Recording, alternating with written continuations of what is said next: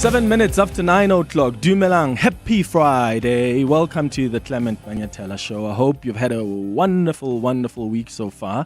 And I hope you're good this morning and ready for the long weekend. Thank you for being with us here on 702. It's Friday.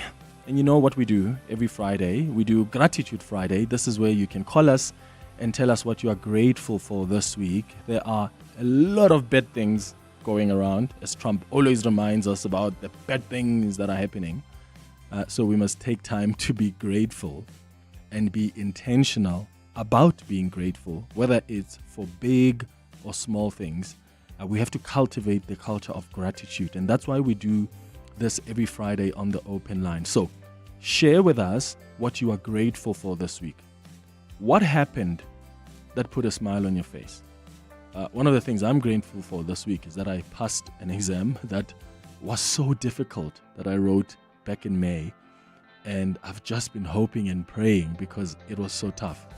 And when we got our results this week, I was so relieved to see that I've managed to pass. And I wonder what you are grateful for. 011-883-0702. That's the number to dial. You can share your story with us on the WhatsApp line as well on 072-702-1702. Did you see the terrible news about that plane crash yesterday? My goodness. So more than 290 people were killed in a plane crash yesterday. This happened in the Indian city of Ahmedabad. The Air India plane was bound for London. It had about 242 people on board, and it crashed literally a few minutes after taking off. This is probably the worst aviation disaster in a decade. This was Boeing 787. It's a Dreamliner. It came down in a residential area. Crashing into a medical college hostel during lunch hour. I mean, the visuals are actually quite unbelievable. In fact, footage you can see in the videos, if you've seen the videos, you can see the footage revealing the aircraft struggling to gain altitude with the devastating impact occurring shortly after departure. There is one guy, though, who survived the crash, who was apparently on a seat next to an emergency exit, seated in 11A. He was ejected from that plane and he remains alive. He's in hospital. He's not even critical from the visuals I have seen. He has spoken to reporters. People have even been joking about booking seat 11A for their next trip. But what a devastating accident. And really our thoughts and prayers are with the families of the victims. Do plane incidents like these actually worry you? I mean, if you are scared of flying, do you change your flights when you hear of accidents like these? I mean, flying is still considered the safest mode of transport, right? Statistically. But also, you're unlikely to survive a plane crash. So this chap that survived, that's a miracle. Huh? What's that song by Mariah Carey? Abel, what's that song? There's a song. Doesn't Mariah Carey have a song about miracles or something? Huh? Many nights we prayed with no proof anyone could hear. In our hearts a hopeful song we barely understood. Now we are not afraid, although we know there's much to fear. We were moving mountains long before we knew we could. Oh yes, there can be miracles when you believe. Though hope is frail, it's hard to kill. Do you believe in miracles? That's actually Whitney, eh? That's Whitney with Mariah Carey. That's all I thought of when I was seeing this guy miraculously surviving like that. That's a song that was on my mind. Have you actually ever survived alone? Have you ever been a lone survivor in something? Maybe an accident where people asked, how did you survive? Or maybe you survived something when most people thought you had no chance. Maybe an illness, a terminal illness. You were told you're going to live up to a certain point, and here you are. You're still alive. Why don't you share your story with us? I once fell, believe it or not, in a pit toilet when I was young, but it had water, so it didn't have the other stuff. It had water because it had just been excavated. But I survived. And I called my mom this morning because I think, some things happen when you're young. They're so traumatic that you don't remember them. But I remember growing up, everybody used to just tell me about how, when you nearly died, like you survived, you fell into a pit toilet. And I always used to think, did I? Because I really have no recollection of it. But apparently I was really young. So I called my mom this morning actually to ask, what really, give me more details. She shared the story with me. So she says she was cutting her nails and then she gave me whatever, those nails to go throw out or somewhere. And then I walked straight to that pit toilet. And as I was throwing those, I fell and the neighbors were screaming. And there's a cousin of mine who saw that, jumped in to save me. So what is it that you survived, my friend? What have you survived when the odds were against you? Give us a call or send us a WhatsApp voice note. At 10 o'clock, we're going to do our Across the Desk feature. And today, I'm excited to be hosting Dream Interpreters. Do you believe that dreams have meaning? Do you believe that dreams are a message from others? Dreams have fascinated and mystified people throughout the ages. And some people are recognizing the value of dream interpretation and dream analysis as a way for understanding their inner selves. Are you one of those who care about decoding a dream, or you dismiss your dream as just random thoughts? Many of us have dreams. Some of us forget our dreams. But what exactly do these dreams mean? That's what we're going to talk about on our Across the Desk feature today between 10 and 11 o'clock. At 11 o'clock, we're going to do our relationship feature. And today we're discussing how to deal with emotional unavailability and how to build that emotional availability in a relationship. There are people, because of trauma, that may be emotionally unavailable, and that may cause strife in a relationship. How do you deal with something like that? We're going to talk about that. We're going to bring in someone who will guide us through that chat at 11 o'clock. That's the show coming up over the next 3 hours. Clement Manyathela, streaming on the Prime Media Plus app. DSTV channel 856, 92.7 and 106 FM. Oh, Clement, I'm just so grateful for finally, becoming myself again. For the past 4 years, I could not even recognize myself. I was an absolute wreck. I was a mess. And I just realized this week, how I realized that I'm actually doing much better is the fact that I am actually cooking more for my family, and I love it. Again, that was just one of the things that I had just stopped doing because I was just feeling so drained and emotionally wrecked. But I'm grateful to God that I'm finally becoming myself again. Good morning, Clement. Well, there's nothing special that really happened to me as of this week, but I'm just grateful for life. Look, I've met a lot of people that have been sick from different diseases, body pains, this flu that's more like COVID and stuff. But me being able to wake up early in the morning, do my daily routine stuff and all that, I'm just grateful. I'm just grateful for the gift of life, and I think it's something that we sometimes take for granted. But remember, for you to be able to accomplish anything and all your goals, all your plans, you gotta have to be alive. You need to have been able to wake up in the morning, and let's not take that for granted. So I'm just grateful for being alive and kicking. Thanks, Clement. Happy Friday. Have a lovely day. Nice show as always. This is Courage in Pretoria. Courage, listen, it is a special thing that you're alive today, and it's important to just be grateful for that. I think sometimes we get even overwhelmed by sadness. Sometimes we, slip into depression because we think it's all doom and gloom. We fail to appreciate what we think are the small things, like waking up in the morning. Like, having a roof above our heads, like having transport money, having a job, having a family that cares, having a partner that loves you, or a partner you love, having children. Sometimes we take those things for granted because we think, these are small things. No, that's a big deal. And that's why it's important for us to cultivate this culture of gratitude, because that helps you realize that it's actually not all doom and gloom. Things may not be working out in your life now, but hey, look on the other side. There's somebody who cares about you. You have food to eat tonight. You've got transport money. Maybe you're unemployed, but you still are surviving. You're still here and alive. Pumlani, you're in Alex. What are you grateful for? Sure, man. Go ahead.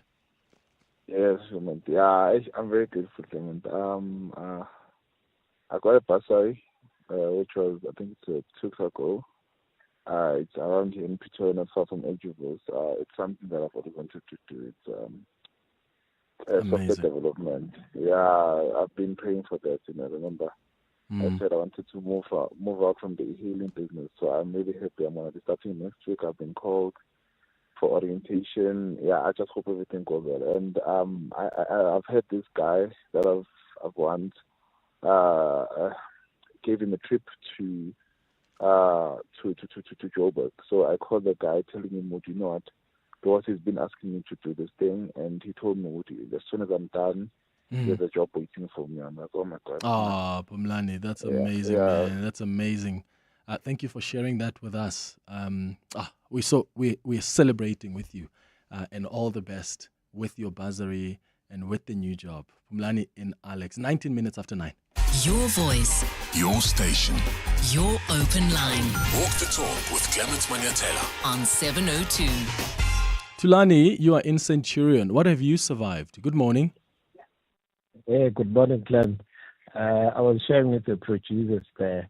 I had just completed my first degree, and we were on our way basically to go fetch some of the stuff that we had left at campus. I did my first degree at the University of Fort Hare. So we were in a taxi. Yeah. The taxi was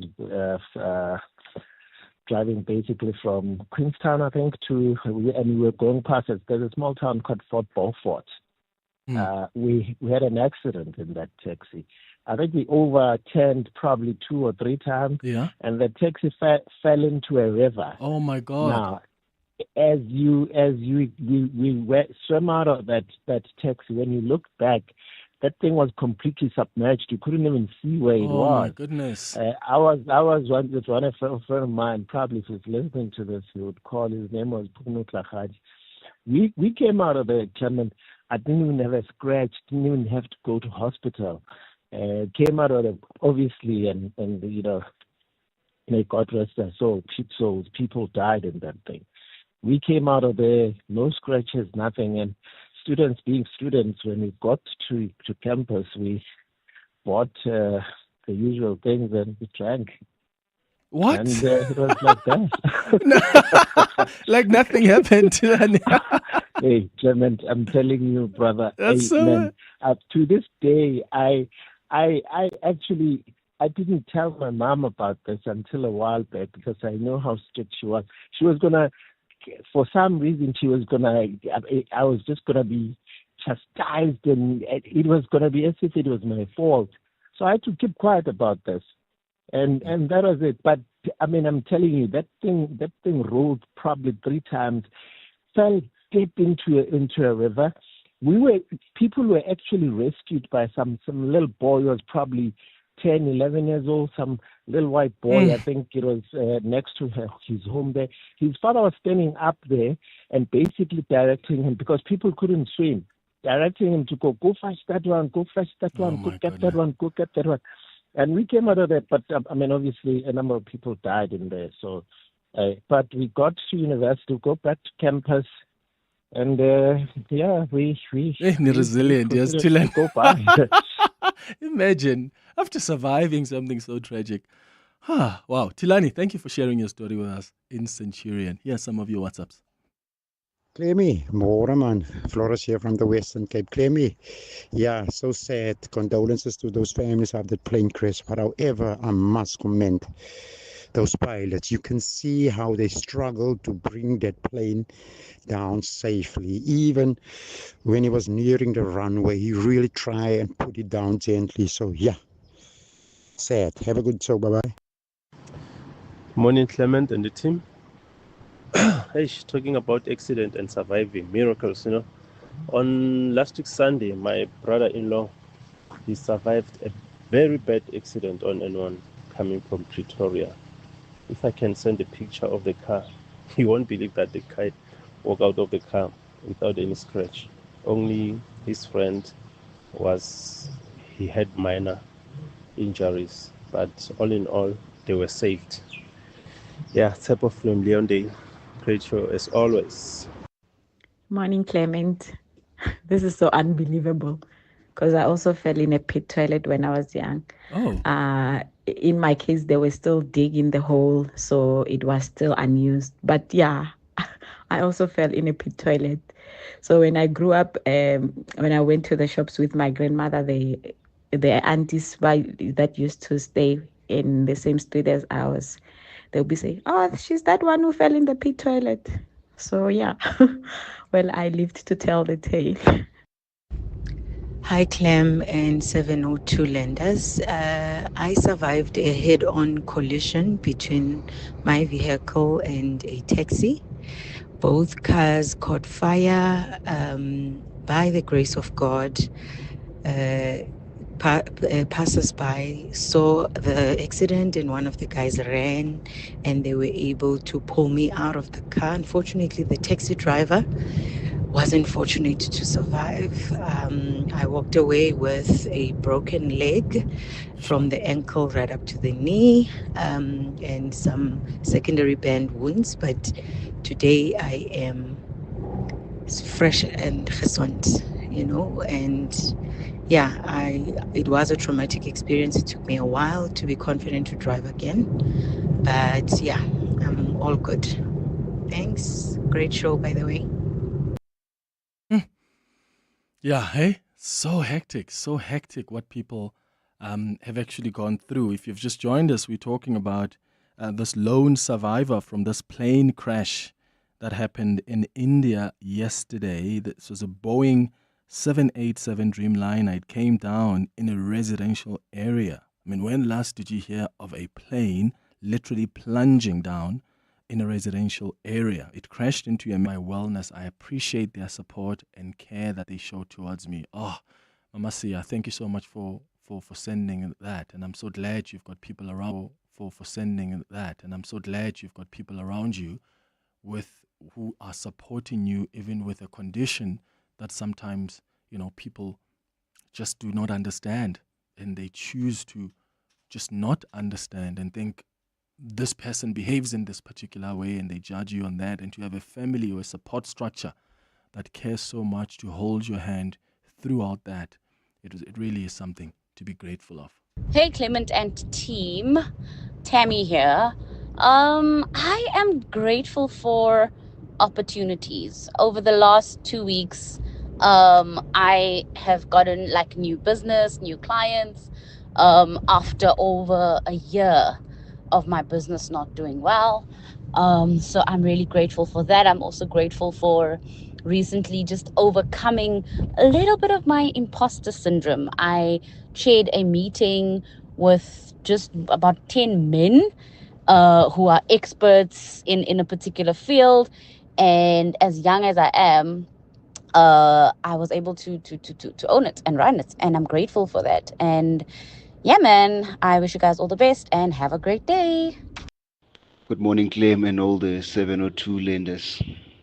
Clement, I'm grateful that I am alive and that I have a job. As simple as that may sound, I have watched how many people don't have jobs, how many people have died, both younger and older than me, but I'm still here breathing. I don't take that for granted, especially here in South Africa with a lot of people dying every day from all sort of things. accidents, natural disasters, crime, and all those things. And I'm still here alive. I am so much grateful to God for that. Very much grateful. There is a lot happening around this world, but I'm still here. I always joke about this that I have not died before. I have never died. I don't know even the experience of it, but how many people older and younger than me that have died. But I'm still here, eternally grateful, indeed. Hi, how's it, Clem? Don. I'm thankful and I'm grateful for the fact that I am alive and the Lord has given me another day to look forward to. And also, I'm grateful to 702 for the 2,000 Rand that you guys just deposited into my account this morning, where I won the outsurance question. So I'm grateful and I'm thankful.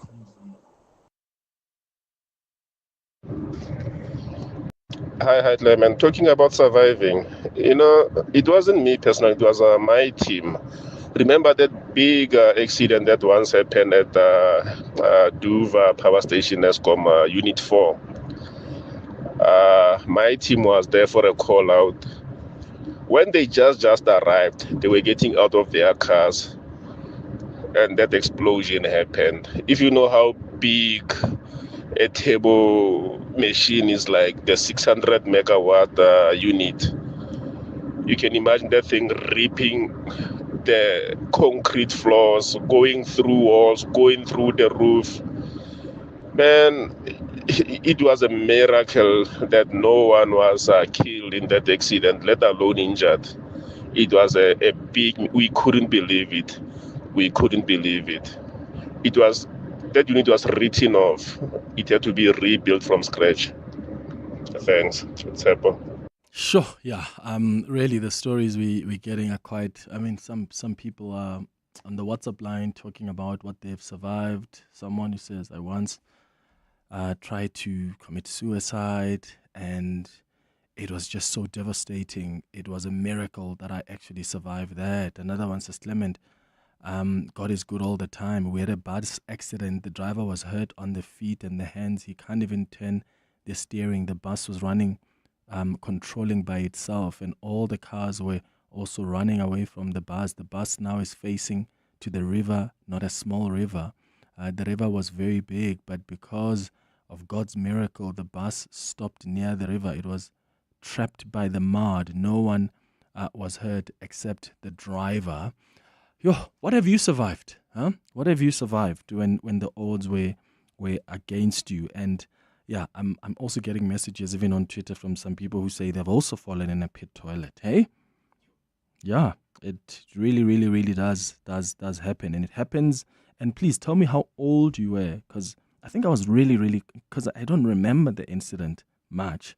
I was really young when that happened. But yeah, my parents have often explained what transpired and how I managed to survive, because there was someone, a neighbor, who's screaming as soon as I fell, and a cousin jumped into the toilet to save me, and here we are.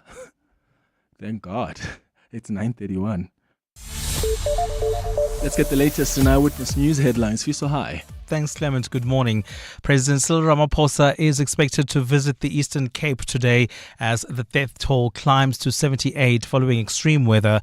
Torrential rains have devastated the OR Tambo and Amatole districts, washing away people's homes, schools and roads.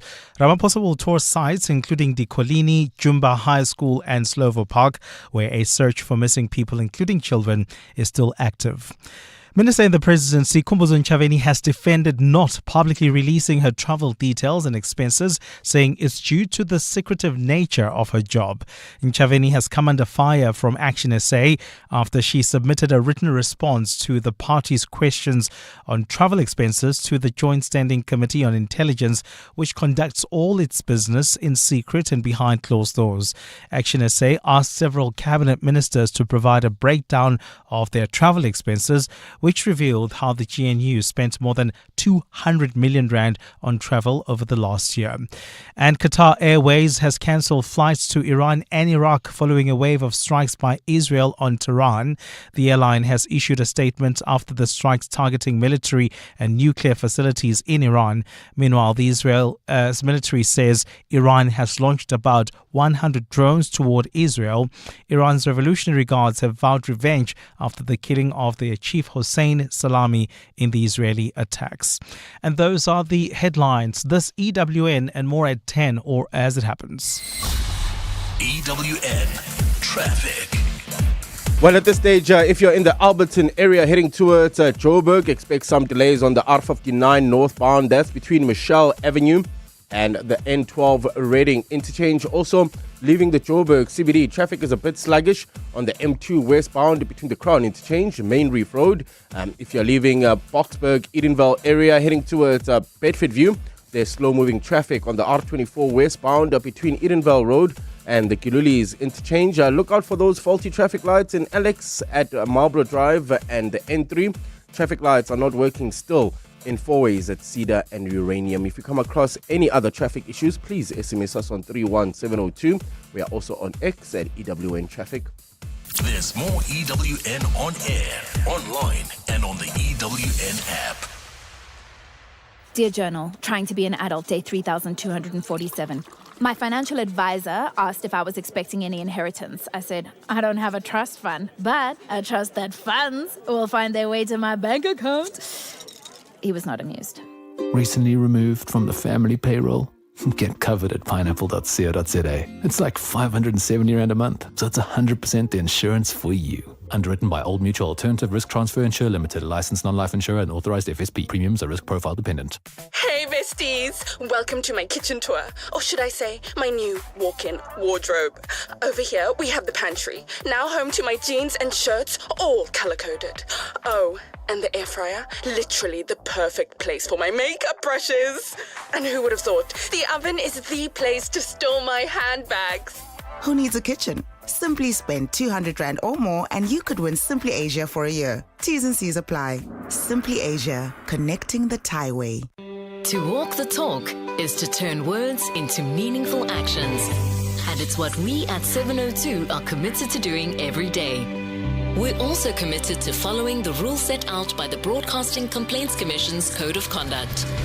To give you balanced programming, fair comment, and accurate news. But if we stumble along the way and you feel we're not living up to the code, let us know on comment@702.co.za. And if after that you're still not happy, you can direct your complaint in writing to the Broadcasting Complaints Commission, PO Box 412365, Craig Hall 2024. For more, visit bccsa.co.za. Every small business owner knows that you gotta dream big to achieve even bigger. And Nedbank Business Ignite on 702 understands that it takes guts and determination to show up for your customers and expand your business and your bottom line. That's why we're looking for all the SMEs of Gauteng that dare to invest, expand, and shake things up. You could win 200,000 Rand in cash and a 200,000 Rand advertising package to help you chase your small business dream. So if you're a small business that dares to disrupt the industry, enter on igniteyourbusiness.co.za for Nedbank Business Ignite on 702. T's and C's apply. Nedbank, an authorized FSP and registered credit provider. Your voice. Your station. Your open line. Walk the talk with Clement Manyathela on 702.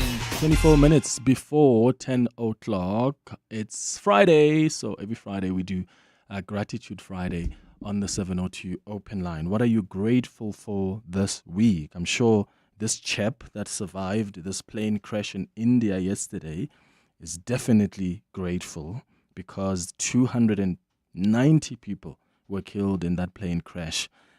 This airplane in India that was bound for London with 242 people on board, crashing literally a few minutes after taking off. It's probably the worst. I can't think of another worst aviation disaster like this in a decade. So this man must be grateful. What are you grateful for? But I've also been asking you, what have you survived? What is it that you have survived when the odds were against you? Maybe it was an accident, or some people have really survived a terminal illness. There are people who've been told you only have 3 months to live, or a particular period to live, and they are still alive today. What is it for you that you've survived? 011-883-0702. The WhatsApp line is 072-702-1702. Here's something else that I want to raise with you this morning, because this comes from the conversation I had with Ray White on breakfast when I was preparing for the show. And so Ray asked me, and I'm talking about this because I see there's been a lot of response to what I said. So let me get some thoughts from the other listeners. Ray was asking me, is there a thing that happens in public that that I really don't like, maybe that irritates me? And I said to Ray, I have a thing that I really don't like, but don't judge me because I think it's silly. I do acknowledge that it's silly, it's ridiculous, but it does get to me. And I said to Ray, it's actually people who have ringtones. Like in public and there's a phone ringing, that gets to me. Like I think that traumatizes me a bit. I honestly don't understand why people still have ringtones today. I don't. Because if your phone is on vibration, the vibration of some phones are strong enough for you to hear it. And yes, I understand if maybe you work in emergency, like you always have to have a phone on because, you cannot miss a call. If that's a space you work in, I get that. So for me, that's what sort of gets to me. So let me put it out there because some people are just like, what? What do you mean? Kate on Twitter says, Clement, not only is my old phone ringtone activated, but I also have a keyboard sound on. Oh my God. I'm getting goosebumps just reading that. No ways, Kate. No ways. And then there are people who also have, what are those things that your phone rings and it's a song? Caller tunes. And then people have, no. Caller tunes are when you are holding and the other person it's a ringtone. You can buy a ringtone, right? And you make it a song, Usher's song. Oh God, who still does that? Huh? People still do that? Like you go buy Usher's song or okay. As I said, it's silly, it's ridiculous, but it just shocks me. And then you hear Usher's song, and it's actually someone's phone ringing. Do you have that? And tell me why. Is it your favorite song? It's like people who still have wallpapers. You've got a face of yourself on your phone or on your laptop. Or caller tunes. It's not a trrr, it's something else that you are subjected to while waiting to for the next person to answer. But anyway, that's what we were talking about with Ray. So maybe you can share your thoughts on that. Do you have a ringtone, or and why do you have a ringtone? Because some of them are so loud as well. Or are you one of those like myself who just can't take a ringtone? Like why? I don't get it. Do you have a caller tune where people listen to music while they wait to talk to you? Do you have a ringtone that you bought, like a song you bought? Huh? And maybe tell me, how is that going for you? Like, is it a cool thing or not? Or maybe you've got a wallpaper. You still have your picture on your phone or on your laptop. That's okay, And I'm not judging. Just saying, there's some people who find that weird. It's 19 minutes before 10. Your voice, Your station. your open line Walk the talk with Clement Manyathela. on 702. Ishmael, you are in Sandton. Good morning. Good morning, Clem. How are you doing, man? Kimnat, how are you? Man, first time caller, man. I'm great. I'm great. Welcome. What are you grateful for? Yes, man. I'm so grateful. I'm starting a new job on Tuesday. Amazing. Yeah, man. Looking at South Africa, how like the job market is so overcrowded, and I was like, because my contract was ending this June, and I was like, going back home and staying, and but God has done it for me. So I'll be starting a new job this Tuesday, and I'm grateful for God for that. Oh, that's amazing. Ishmael, all the best with the new job, brother, man. Ishmael calling us there from Sandton. What's up, son? 072 702 1702.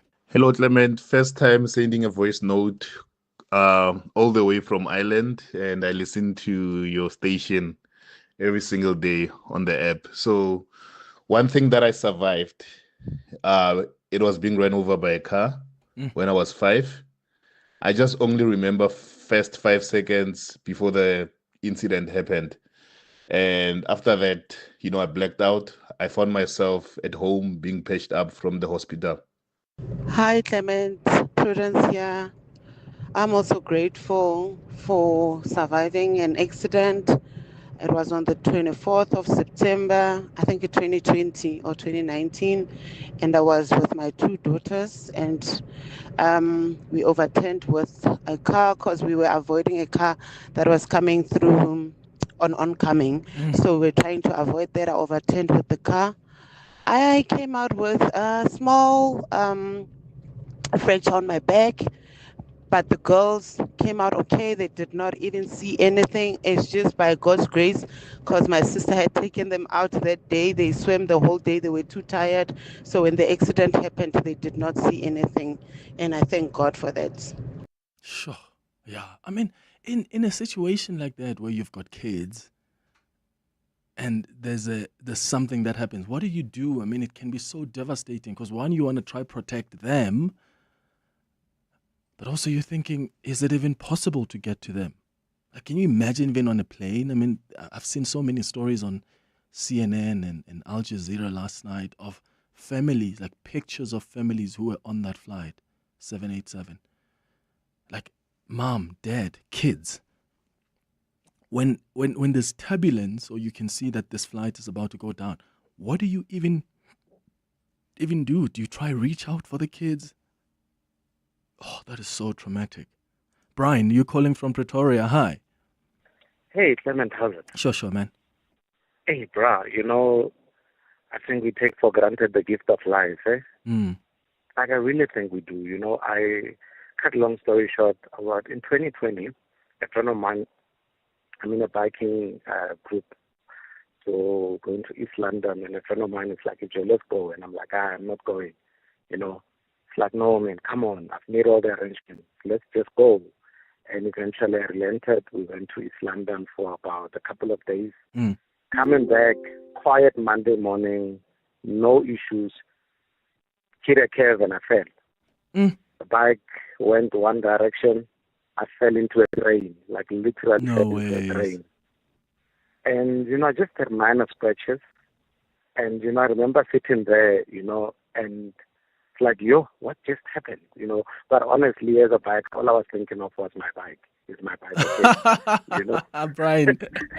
Yeah, it's my bike okay? So, but yeah. Yeah, I just feel like bikers are gambling with life. And I have a brother who No, come on, you're not going to go there. No, really, because, Brian, I have a brother who purchased one about 3 years ago, and I said to him, why? Because I'm worried about him. And he's already, like, fallen before I'm on it. And I'm just so scared. They say if you haven't fallen, you're about to. I think you just need to pray that your fall is a small one so that you can just get over it. But, not to take too much of your time. A year or two later, a very friend of mine that actually forced me to go to that East London trip actually now pushes me to go to another trip, but it was a day trip, to Mafikeng. And for some odd reason, that day I was late. I'm never late for anything. I'm the punctual one. For some odd reason, I was late, and it was a bitterly cold winter morning. 70 kilometers into the trip, I asked him, are you okay? Because I could see he was not riding okay, And I asked him, are you okay? Hand signals. And I don't know what he said. And 20 seconds later, as I look on my rearview mirror, he was tumbling on his bike. He fell. Oh, my goodness. I U-turned, and the last 2 breaths he took, he was in my arms. Oh, no. Just like that. So I think for me, it's I'm still riding. I'm not going to stop riding. I'm still riding. I enjoy riding, but I think for me it's, the gift of life, my friend. Waking up in the morning with breath in your lungs and the opportunity to be the best you can become. Absolutely, and we must be grateful for that. Look, Brian, I'm sorry to hear about your friend, man. But please be safe out there. I absolutely agree with you, Clement. I cannot stand people with the ringtones and caller tunes. Oh my goodness, grow up. Singabantu nerves. Your phone is loud even when it's on vibrate these days. There's absolutely no need for ringtones. Hi, Listen. good morning, Clement. Pat here from Spayview. I do have a ringing tone, and it's very, very important to me because sometimes some people work in the office. Yes, you may not need ringtone that is loud. Sometimes some people work in a noisy area, or you might be in somewhere in outskirts whereby you can't hear the phone. Sometimes driving, a noisy car or something. It's very important, Clement. I'm sorry. It is very, very important. Hey Clement, Tim Ngozi here. I'm so happy, so relieved that somebody else is out there that is exactly like me. You've made my day. I cannot handle ringtones. My phone is always on vibrate. Even when I'm sleeping, I can hear it vibrate, and I wake up and pick up the call. I don't understand people who actually have any sounds coming from their phones. Like it's ridiculous. Have a great Friday. Cheers. Bye. Karen, you're calling us from Krugersdorp. What are you grateful for? Hi, Clement. Hope you're well. Good, thank you. Thank you. Today, my son turns 30 years old, but last year I was diagnosed with breast cancer. Mm-hmm. So I'm grateful that I could see his 30th birthday. Oh, that's amazing, Karen. That's amazing. And how's your journey so far with cancer? It's actually been so amazing as well. Yeah. You know, I'm grateful for supporting family and God most of all. But just it's really testing your spiritual life, your strength, and your support structure. Yeah. And but it's going good. I'm glad for medical aid and doctors and all of those things. But grateful that there's treatment. Yeah. And I'm almost done with radiation. So I'm grateful. Yeah, hold on, Karen. I've seen what radiation and chemo can do to people. So you're in my thoughts. I wish you strength and all the best. I'm glad that you were able to see your son 10:30. Thank you for sharing your story with us. It's 10 minutes before 10. 702 delivers on the matters that matter to you. This is Xolela from Bedford View. I love 702 because its family keeps me entertained and informed all the time, and they do walk the talk. Thank you for sharing your thoughts. so we can deliver more on what matters to you. 702 listens. Let's walk the talk. Get ready, South Africa. The 129th Hollywood Bets Durban July gallops into Hollywood Bets Greyville Racecourse on Saturday, 5th July. It's more than a race. It's the heartbeat of Mzansi. This year's theme, Marvels of Mzansi, celebrates our rich culture, vibrant heritage, and breathtaking beauty. From thrilling horse racing to show-stopping fashion and powerful performances by Zolani Mahola, Lira, Mafigi Zolo, and more. Feel the pulse of a nation in celebration. Tickets are flying fast. Secure yours now at Ticket Pro. The Hollywood Bets Durban July, Africa's greatest horse racing and social event. Dreaming of your next getaway? Whether it's a sun-soaked beach escape, adventure-packed tour, or luxury cruise, Flight Center is your go-to for travel. From flights and hotels to tours and cruises, we've got it all. Plus travel insurance for peace of mind. If you want the best deals, you can save more by taking advantage of our Bundle Plus Save offer. Plan your trip today at your nearest Flight Center store or visit flightcenter.co.za. Flight Center, your center for travel. This isn't just a walk, it's a journey through memory, through meaning. The 702 Walk the Talk hosted by Freedom Park in the city of Tshwane returns on Sunday, the 27th of July. Walk from the hallowed grounds of Freedom Park to the southern lawns of the Union Buildings and pass some of our capital city's most iconic landmarks. Choose from 8 kilometers, 6.7 kilometers in honor of Mandela Month, or 4 kilometers for something lighter. Entry is 360 Rand for adults and 200 Rand for kids under 12. There's no parking at the start or end, so book your park and ride from Joburg or Pretoria when you enter. Sign up on primemediaplus.com. 702 Walk the Talk, hosted by Freedom Park in the city of Tshwane. Walk with meaning. Walk with us. Your voice, your station, your open line. Walk the talk with Clement Manyathela on 702.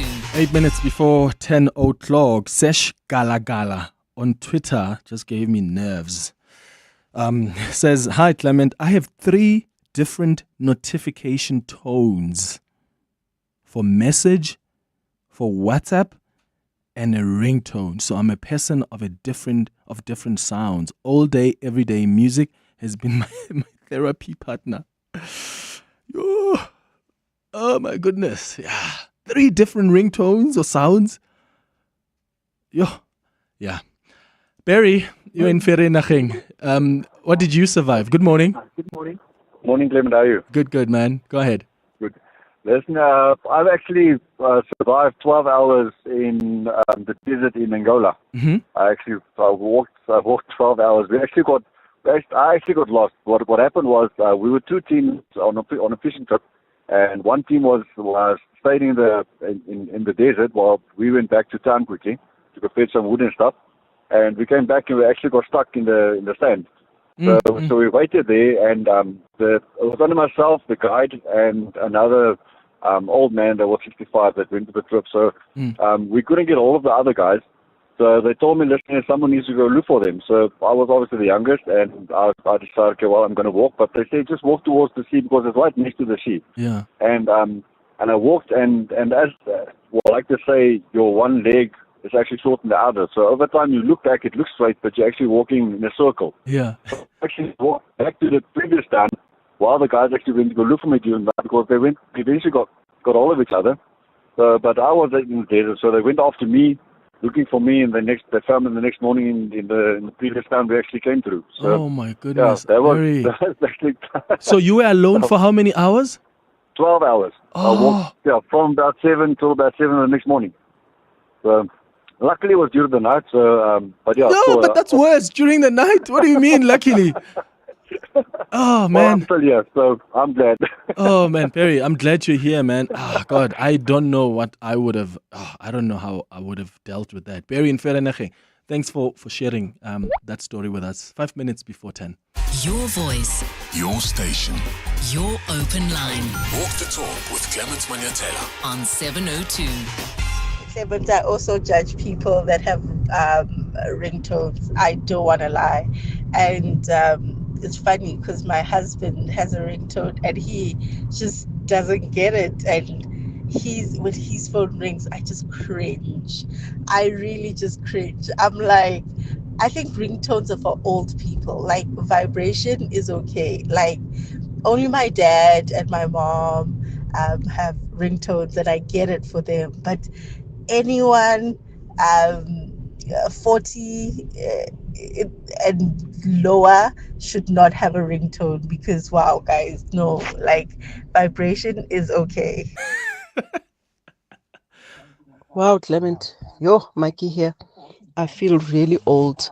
I'm shocked that there are people who cannot stand ringtones. My husband and I always complain about the fact that our children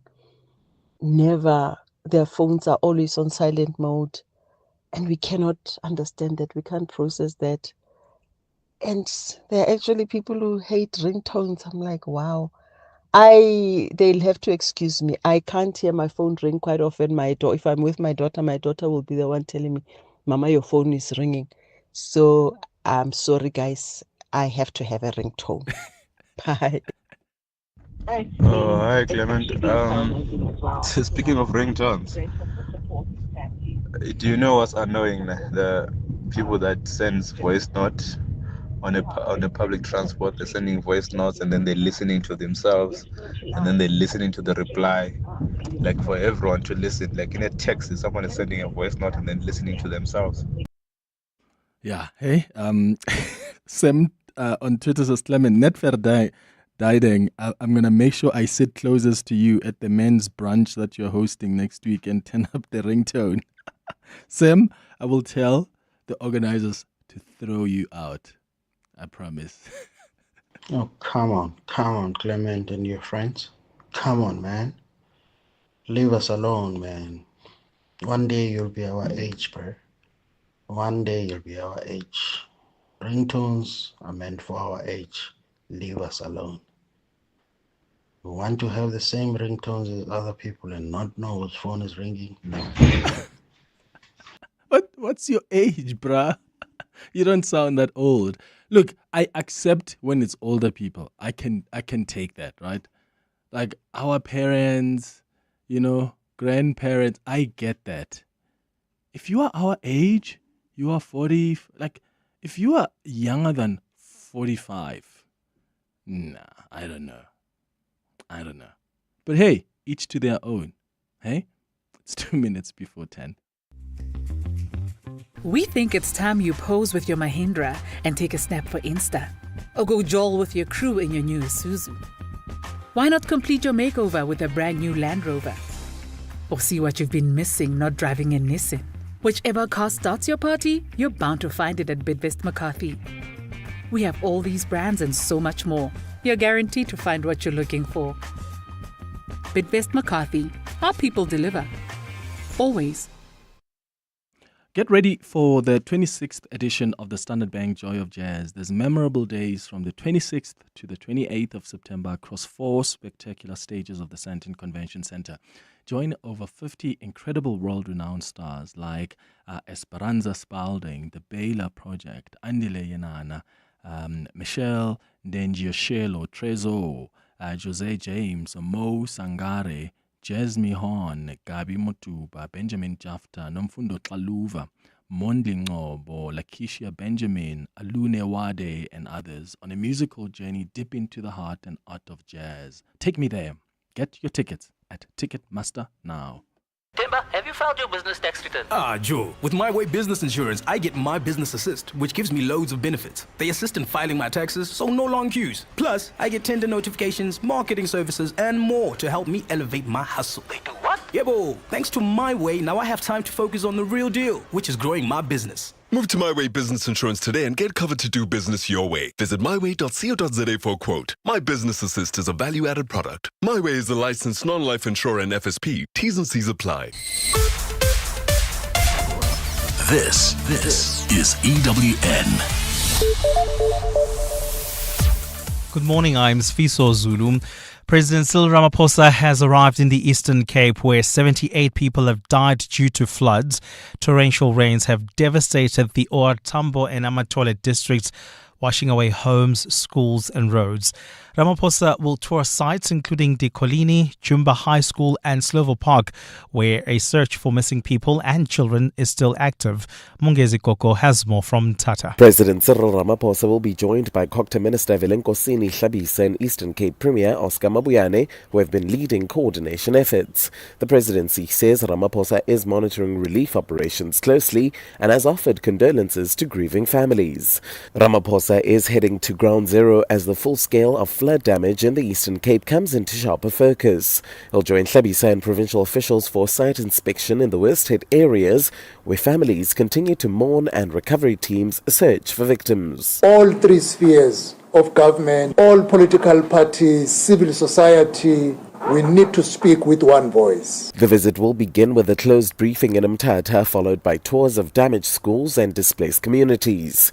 Mungezi Gogo, Eyewitness News, Mthatha. Minister in the presidency Khumbudzo Ntshavheni has defended not publicly releasing her travel details and expenses, saying it's due to the secretive nature of her job. Ntshavheni has come under fire from Action SA after she submitted a written response to the party's question on travel expenses to the Joint Standing Committee on Intelligence, which conducts all its business in secret and behind closed doors. Action SA asked several cabinet ministers to provide a breakdown of their travel expenses, which revealed how the GNU spent more than 200 million rand on travel over the last year. Babalondense reports. Action SA accused Minister Khumbudzo Ntshavheni of showing complete disdain for accountability after she referred her responses to their question to the secretive Joint Standing Committee on Intelligence. But Ntshavheni told a post-cabinet media briefing yesterday that most of her work relates to state security and intelligence and has to be treated as confidential. Actually, 80% of my travel is travel for the work on state security. If we release it in public, it will compromise some of the initiatives that we are making. She says the Joint Intelligence Committee is more than capable of holding her accountable. It is for that reason that the National Strategic Intelligence Act has provided the Joint Standing Committee on Intelligence for us to fully account on those things that cannot be shared in public domain. Ntshavheni says if they publicly disclose such details, it would compromise operations that require sensitivity. Babalondense, Eyewitness News, Parliament. Alleged underworld figure Andre Naudé survived 2 previous attempts on his life before being shot dead in Parow. Naudé was killed yesterday in a drive-by shooting. The murder follows that of alleged underworld kingpin Mark Liffman, who was shot in George 7 months ago. Both men were on trial for the murder of steroid king Brian Weinstein, along with alleged underworld gang boss Jerome Donkey Boyson, who was at the scene yesterday. Last year, Naudé told EWN that there was an attempt on his life a week before Liffman was killed. We're hoping that the South African police do what needs to be done, and they also hit on my life last week. And Qatar Airways has cancelled flights to Iran and Iraq following a wave of strikes by Israel on Tehran.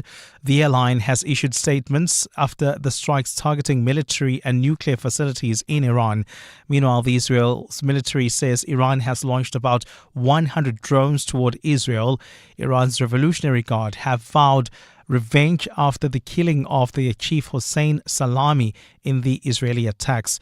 Tehran says Israel has also killed children in the assault, which destroyed residential areas. The US and other Western countries, along with Israel, have repeatedly accused Iran of seeking a nuclear weapon, which it has repeatedly denied. Iranian professor Mohammad Marandi from Tehran University has told Sky News this morning that Iran is not producing any nuclear weapons. There is no evidence that Iran in the past was producing a nuclear weapon, but the Israeli regime does have nuclear weapons. And the Israeli regime has carried out aggression against Iran. And it has murdered senior officials, and it has murdered many civilians. Gold is trading at $3,413.15 an ounce. The rand is at 18.06 to the dollar, 24.43 to the pound, 20.83 to the euro. Brent crude oil is at $74.22 a barrel. In Alberton, heading towards the Joburg area, there's slow-moving traffic on the R59 northbound. That's between Swartkoppies and the N12 Reading interchange. Also leaving the Joburg CBD bumper-to-bumper traffic in the Selby area. That's the M2 westbound between the Crown interchange and Main Reef Road. That's if you're heading towards Rivoli. And traffic lights still not working in North Riding at CR Swart and Malibongwe Drive.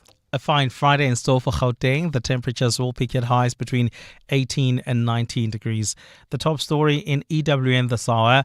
President Cyril Ramaphosa has arrived in the Eastern Cape, where 78 people have died due to floods. EWN, in touch, in tune, and independent. For the latest, visit ewn.co.za or download the EWN app. 702.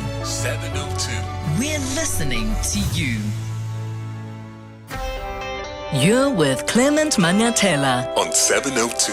Let's walk the talk. Streaming on the Prime Media Plus app. DSTV channel 856, 92.7 and 106 FM.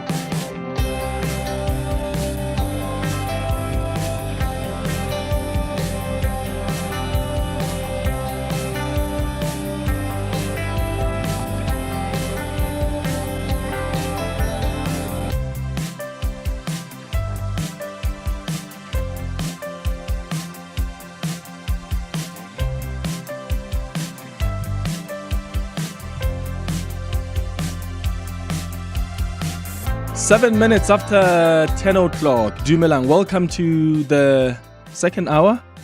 Yes, it is the second hour of the Clement Manyathela Show. Thank you for staying with us here on 702. Thank you for your calls. Thank you for your WhatsApps. Thank you for your tweets.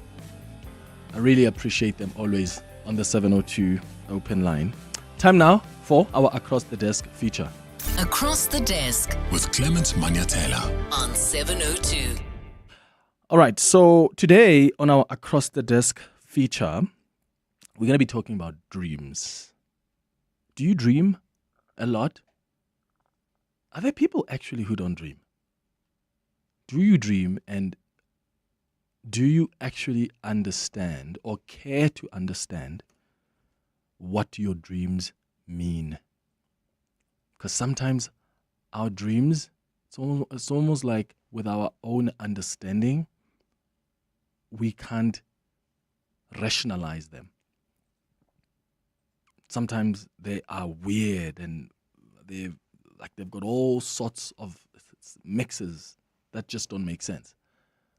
And some people just think, that's just random thoughts. That's just, my brain replaying what I experienced earlier in the day or whatever the case is. But for some people, dreams have meaning and they care about interpreting those dreams because they believe that may be a message from the other side.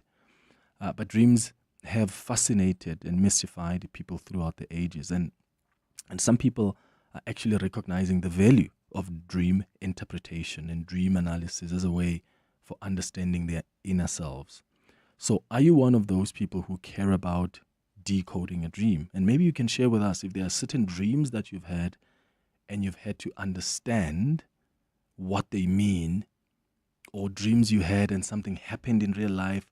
Whatever it is, just share your experiences with us around how you've experienced dreams. You can do that by calling us on 011-883-0702 or send us a WhatsApp voice note on 072-702-1702. So I've invited a few guests to chat to us about dreams. So what we wanted to do is to have someone who's got like a Western kind of like some psychological analysis of the dreams, right? Because there are some people who interpret dreams from that approach. And I wanted us to also have people who look at more, like have traditional way of looking at the dreams and look at how they interpret them. So what we'll do is one of our guests who was going to, bring in that kind of a Western approach, so to speak, for lack of a better word, has dropped us, wasn't available to join this chat now, but I've got two incredible guests that we had booked already that are going to guide us through this chat and help us understand how they go about their dreams. So if you have a different approach of interpreting the dreams, because I always want the different voices and different approaches, maybe you can give us a call and you can share with us how you go about interpreting the dreams and what are the things that you look at, what are the things that you consider, what does what mean. Please get in touch with us on 072-702-1702. So we've got on the line now joining us Gogo Sifiso Macozoma, who is a traditional healer and a dream interpreter, who is joining us now. Gogo Macozoma, thank you so much for joining us. Good morning. Ntombiyamanzi. I really appreciate your time this morning. We also have Gogo Ntombiyamanzi, who is a spiritual healer and a coach as well. Gogo Ntombiyamanzi, thank you for also joining us. Good morning. Bayete mkhulu. How are you this morning? I'm good.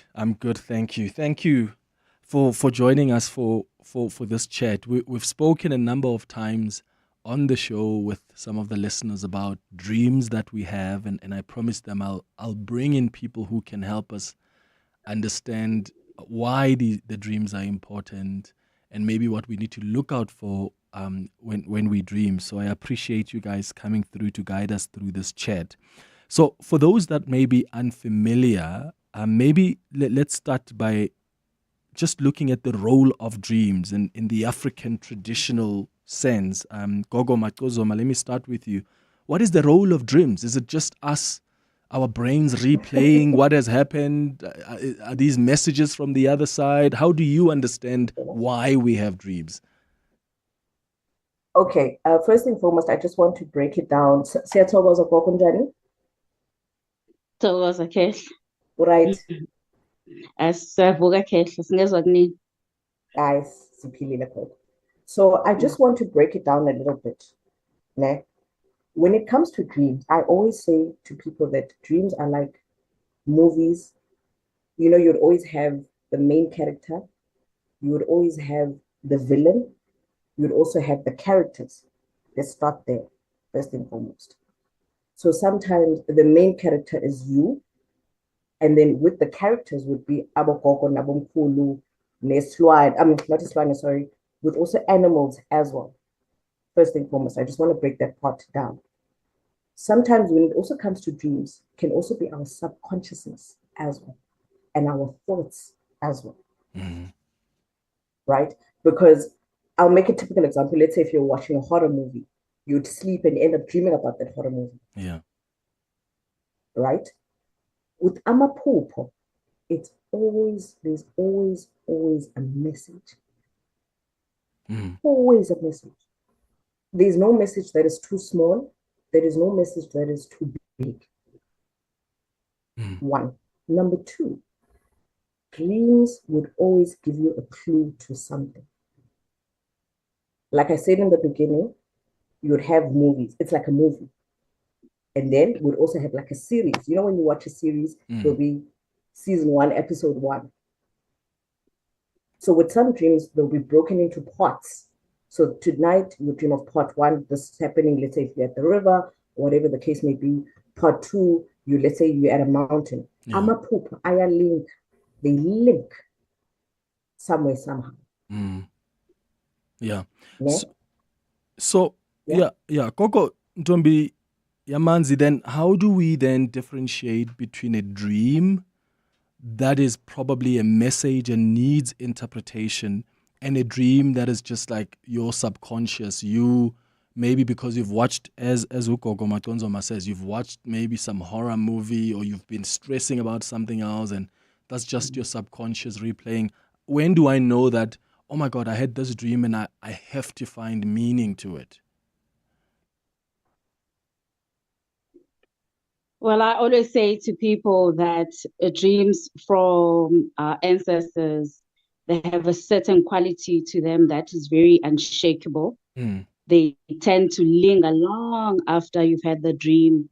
It will keep coming back into your mind over and over again. It will nag you, and you'll have an intuition about it that, no, this was something very important. I need to get it interpreted. It just can't leave your mind.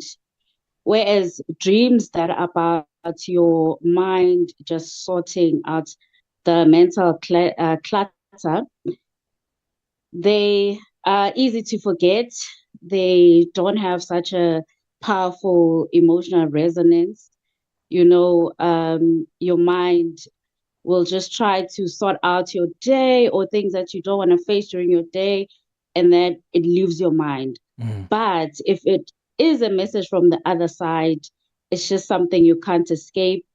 It might even leave like a physical stamp on your body in terms of sweating, in terms of palpitations. Something will happen to make you sit up and notice and think about it. Some dreams tend to linger even years after you've had it. So there's always a way to tell that this is important, and you should really pay attention when those kinds of dreams happen. Okay, so when, Gogo Macozoma, when you do interpretations now, how do you go about interpreting someone's dream? Is there a specific process that you follow or a set of symbols that you rely on? What's the process for you? So for me, the process is you are going to describe the dream to me. Who you saw, where you were, what were you wearing? Did you have this dream?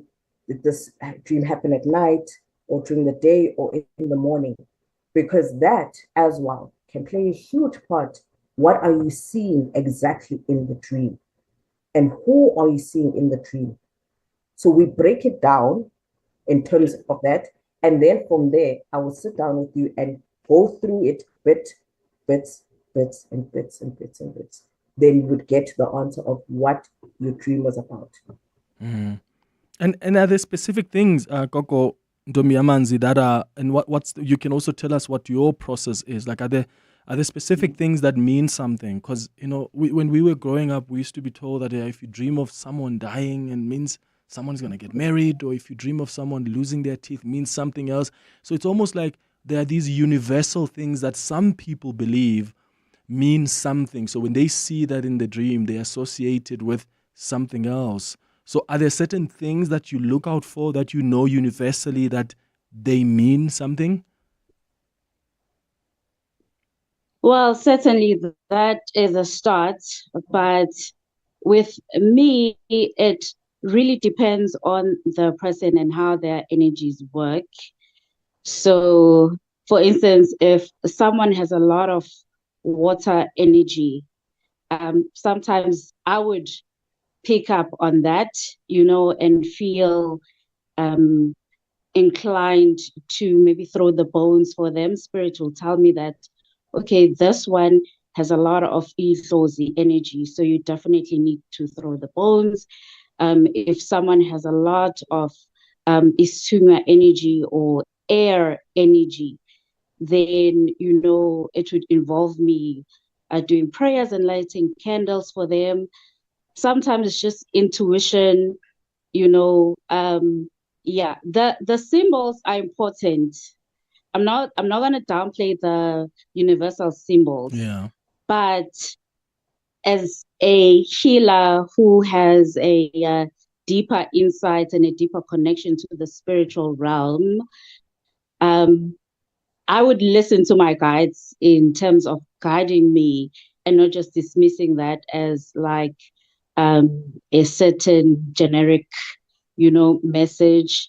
It really, really depends on the person and what I'm picking up on them. Some people, when I interpret for them, I immediately have psychic visions about it, or hear something in my ears, or smell something that is related to that dream. So there's always something deeper that comes through for me particularly. But I know that other people, they heavily rely on that. And that's a good start because it shows curiosity. But when it comes to me personally, I listen to the energy quite deeply. Yeah. It's 20 minutes after 10 o'clock. We are having a conversation this morning on our Across the Desk feature with dream interpreters. And I want you to also join the conversation. Tell me if you actually dream and you believe in understanding and interpreting those dreams. Or are you a type that just dreams and thinks, that's my subconscious, I'm not going to worry about that? What's been your experiences with dreams that perhaps indicated to you that actually what you dream should be taken seriously? I've got some questions coming through here on the WhatsApp line. We're going to take some calls as well on 011-883-0702. Across the Desk with Clement Manyathela on 702. Morning, Clement. My partner believes so much in his dreams. And every single time that he has a dream, it actually comes to pass. He will tell me, I had this dream and this is going to happen. And then it really happens in that way. Sometimes not necessarily exactly the way he dreamed, but something along the lines. But every time, if I am stressed out about something, he'll tell me, I had a dream about this. Don't worry, this is going to happen. I promise you it happens. It is insane. And he believes so much in his dreams. He says he believes that God speaks to him through his dreams because every time he dreams, it actually happens. Sam. Sure. Wow. Gogo Macozoma, is that something that, I don't know even what, I'm tempted to even call it a gift Because who dreams things that literally just come to pass like that? Look, I always tell people, and we all are gifted, but we are gifted in different ways. Some through dreams, some through water, differently. So for this man to dream of something and it happens, he's gifted. He is absolutely gifted. Mm. And especially if the wife is saying that he dreams and it happens immediately, you can't dispute it. Mm. And he's the type of person, if he would dream of something, he must not take it lightly. Mm. I don't know if I'm making sense. Yes, you are. Gogo Ntombiyamanzi, there's someone asking here, hi Clement, please can you ask your guest there, are they allowed to tell people that when in their interpretation they can see death? So if someone comes to you, Gogo Ntombiyamanzi, and says, this is a dream I've had, and as you do your consultation, and you look at the bones and you sort of anticipate or see death, like, do you tell them that? Has that even ever happened? Yeah, it does. It does happen a lot. But I do normally tell people that when we are given a gift of foretelling someone's death, it means that there's a chance to plead. It means that there's a chance to change the outcome. It means that the person has been sent to me to help them navigate that whole situation. If there is no chance at all of survival, we're not likely to see it even in the bones. The person is not even likely to see it even in the dreams. That is a done deal. But if it comes through, definitely I do say, look, there is an energy of death around you right now, and it is time to pray, it is time to plead, and it is time to change this around. And I help them work through that, and we can evade it. Mm-hmm. Pale, you're calling us from Mokopane. Where you? Mabopane. Oh, in Mabopane in Pretoria. Good morning. Good morning, Clement. Sure. And thank you for taking my call. Let me also say kgotsong go Gogo le Ntatemogolo ba leng ka studio. Sure. Go ahead. That's what it was. Yeah, I was saying to your producer, by God's grace, I have this gift, God-given gift of decoding people's dreams. This is what happened. Especially it happens closely with my family and other people. Will call and say, this is my dream. And then I would then close my eyes, and then I'll connect with the dream or connect with the person, and then I'll be able to get the dream. Then I'll be able to explain it. So that's basically how it happens with me. Like Clement, you call me and say, last night I had this. And then by God's gift, I'll close my eyes, either connect with you or connect with the dream, and then I'll be able to get the message. And then I'll be able to say, this is what it means. So when when you close your eyes, you connect, does it come in a form of a vision? Are there signs that you see? Yes, it differs. Sometimes it comes, I go into the very same dream that you had. And then it then tells me what it means. Okay, I'll get signs, I'll get messages, I'll get visuals, I'll get so many things. It depends on the type of the dream and the way it is. And then I normally tell people that when I decode dreams, I'll tell people, like Abu Gogo Noketla has already said, there are 3 categories of dreams. One is for your information. 2, it's a warning. Okay. 3, be careful. It's for your information. Okay. No, this may happen. 2, it's a warning. Okay, Tokomela this or don't do this. And like Ketla has already indicated there, sometimes when you decode this, you find that this is a warning, an accident or something bad is going to happen. You are able to say to the person, because this has been revealed to us, it gives us an opportunity or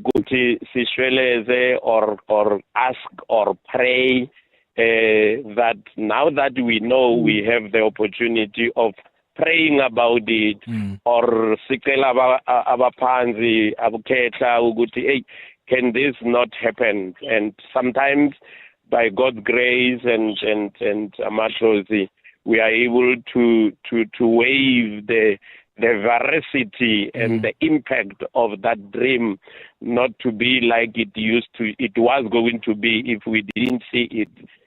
But by God's grace and Abukesha will be able to help us to have it not as harsh and bad as it was going to be if we didn't know about it. Yeah. Yes. Pale in Mabopane, thank you so much for sharing that with us.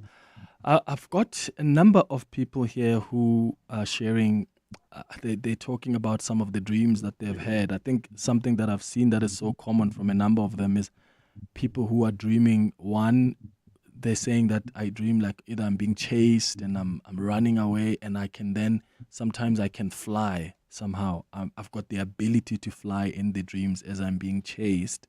And then there's another one that's more common here. People who are talking about water. Someone said, where's that? Someone spoke about they dreamt of being in water and they saw like a big snake that was wounded, but the snake was so calm. So water as well is becoming a common thing. Are there universal signs, Gogo, Ntombiyamanzi, the things that are universal around water perhaps, and what that may actually mean to help people who often dream about either being in water or walking around the beach or what they're seeing inside? Because this person says they saw a snake that was wounded, but it was so calm. Yes, definitely. Water in dreams usually represents the emotional state. When you see water or when people see water, they have to know that it is a communication, a divine communication about their emotional state and how they need to navigate what is happening with them emotionally before it causes issues in their life.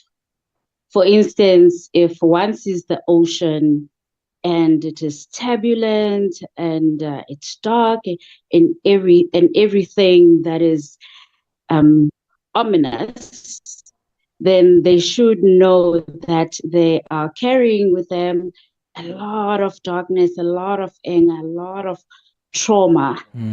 They have to look into that and they have to look inward, to sort of change their experience, their inner experience, whatever they're suppressing. River dreams, for example, are usually about letting go, releasing of whether it's grief or certain traumas, something that may be blocking the progress or the natural flow of your life.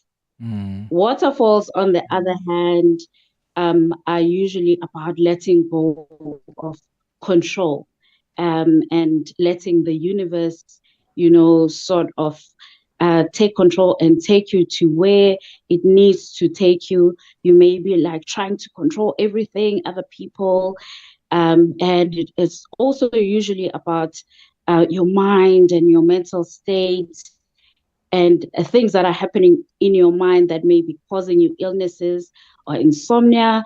And you might be shown a waterfall that you sort of need to go there to clear your mental energy. Lakes, for example, may represent a need to introspect, to reflect on yourself. And they usually would come up if you're trying to work through a very difficult situation and you're looking at everybody else, external situations, you're looking for answers, you're blaming witches, you're blaming family, you're blaming the government, and a leg shows up and then it's reflective and you're looking at yourself, and you don't know why you may be looking at yourself. If, like the person asked, there's a snake in there, it may reflect a powerful fear that you have, that you may need to face, whether it is your own or an ancestral karmic energy that causes fear and trauma in the lives of yourself or your family, something that you may need to go into and maybe pasha about, to understand why there is such a terrifying,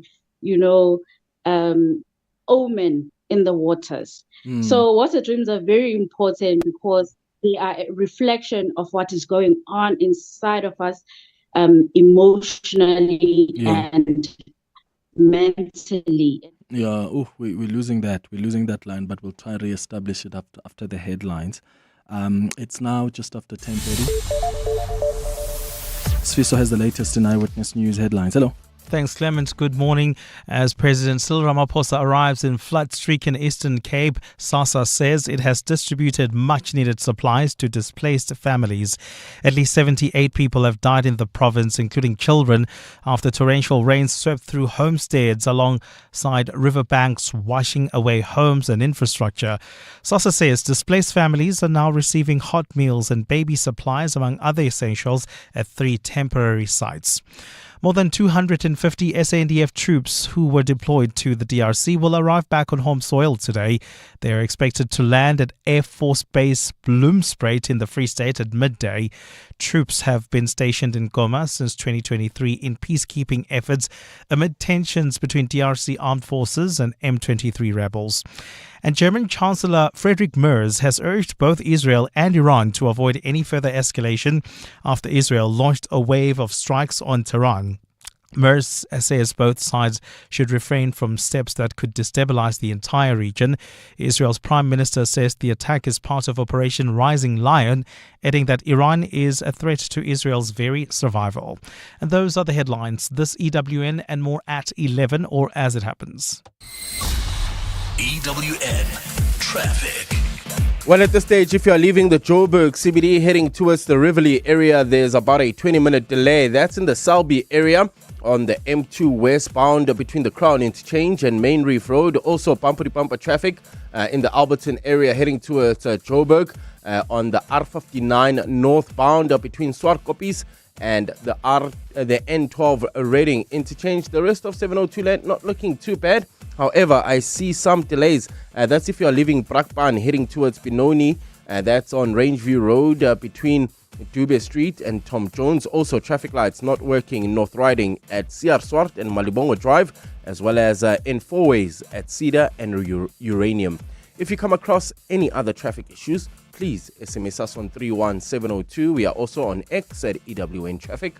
There's more EWN on air, online, and on the EWN app.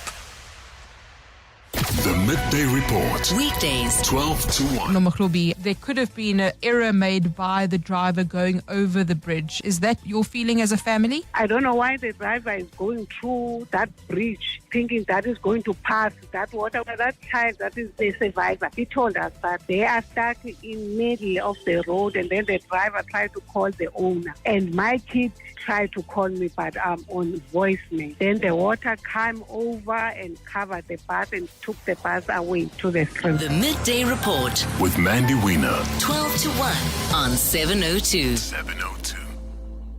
Dear Journal, trying to be an adult, day 3247. My financial advisor asked if I was expecting any inheritance. I said, I don't have a trust fund, but I trust that funds will find their way to my bank account. He was not amused. Recently removed from the family payroll. Get covered at pineapple.co.za. It's like 570 Rand a month, so it's 100% the insurance for you. Underwritten by Old Mutual Alternative Risk Transfer Insurer Limited, licensed non-life insurer and authorized FSP. Premiums are risk profile dependent. Don't let colds and flu slow you down. Adcock Ingram Winter Warriors is here. Your trusted defense against colds and flu symptoms. Be prepared for everything winter throws your way. Fight the pain and fever with Panado or Compro. Relieve your sore throat and coughs with Cepacol. And guard your immune system and gut with Gummy Vites and Probiflora. Adcock Ingram Winter Warriors. Your defense starts here. Ask your pharmacist about Adcock Ingram Winter Warriors. Kickstart your small business with a starter bundle from Nedbank. Enjoy free transactions for 6 months, including free cash deposits and withdrawals and a free debit card with easy digital access and a dedicated banker to guide you along every step of the way. Open a Nedbank starter bundle with SA's best bank for SMEs. Apply on the Money app today. Nedbank. See money differently. Nedbank is a licensed FSP and credit provider. T's and C's apply. Some walks are just for exercise, others for leisure. But this walk is for something greater. It's team building. This July, you won't just take a step, you'll take a stand. You'll walk through history.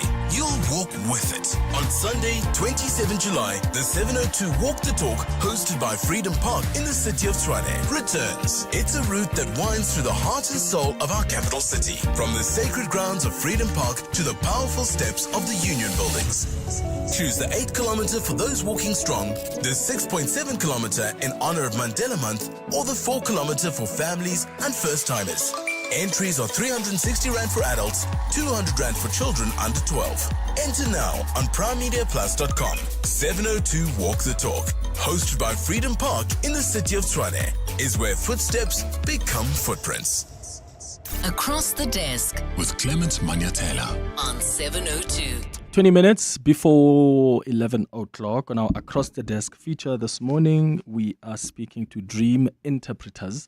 And if you're a dream interpreter yourself and you've got a specific process that you follow, I just want you to give us a call and share that experience and that process with us on 011-883-0702. WhatsApp's on 072-702-1702. Gogo's Sifiso Macozoma is a traditional healer and dream interpreter. Gogo Ntombiyamanzi is a spiritual healer and coach. They've been guiding us through this chat, but we've had other calls. We had a call from someone who takes a different approach in dream interpretation. What is yours? And what's your relationship with dreams? Are you a type of person that often wants to understand what the dreams mean? Or are you a type of person that thinks, that's just the subconscious, I don't care much because it doesn't affect me? What's been your experience with your dreams and their interpretations? Let's go to some of your WhatsApps that have come on 072-702-1702. Good morning, Clement, and the 702 listeners. Yeah, I also am it's my first time sending a voice message to 702. On the issue regarding dreams, for me, it's quite weird because most of my dreams, they never make sense. Like a few days ago, I think it's a week ago, I was telling my mom about this dream that I had. I was playing football at Bukwini, like with a couple of guys that I don't even know.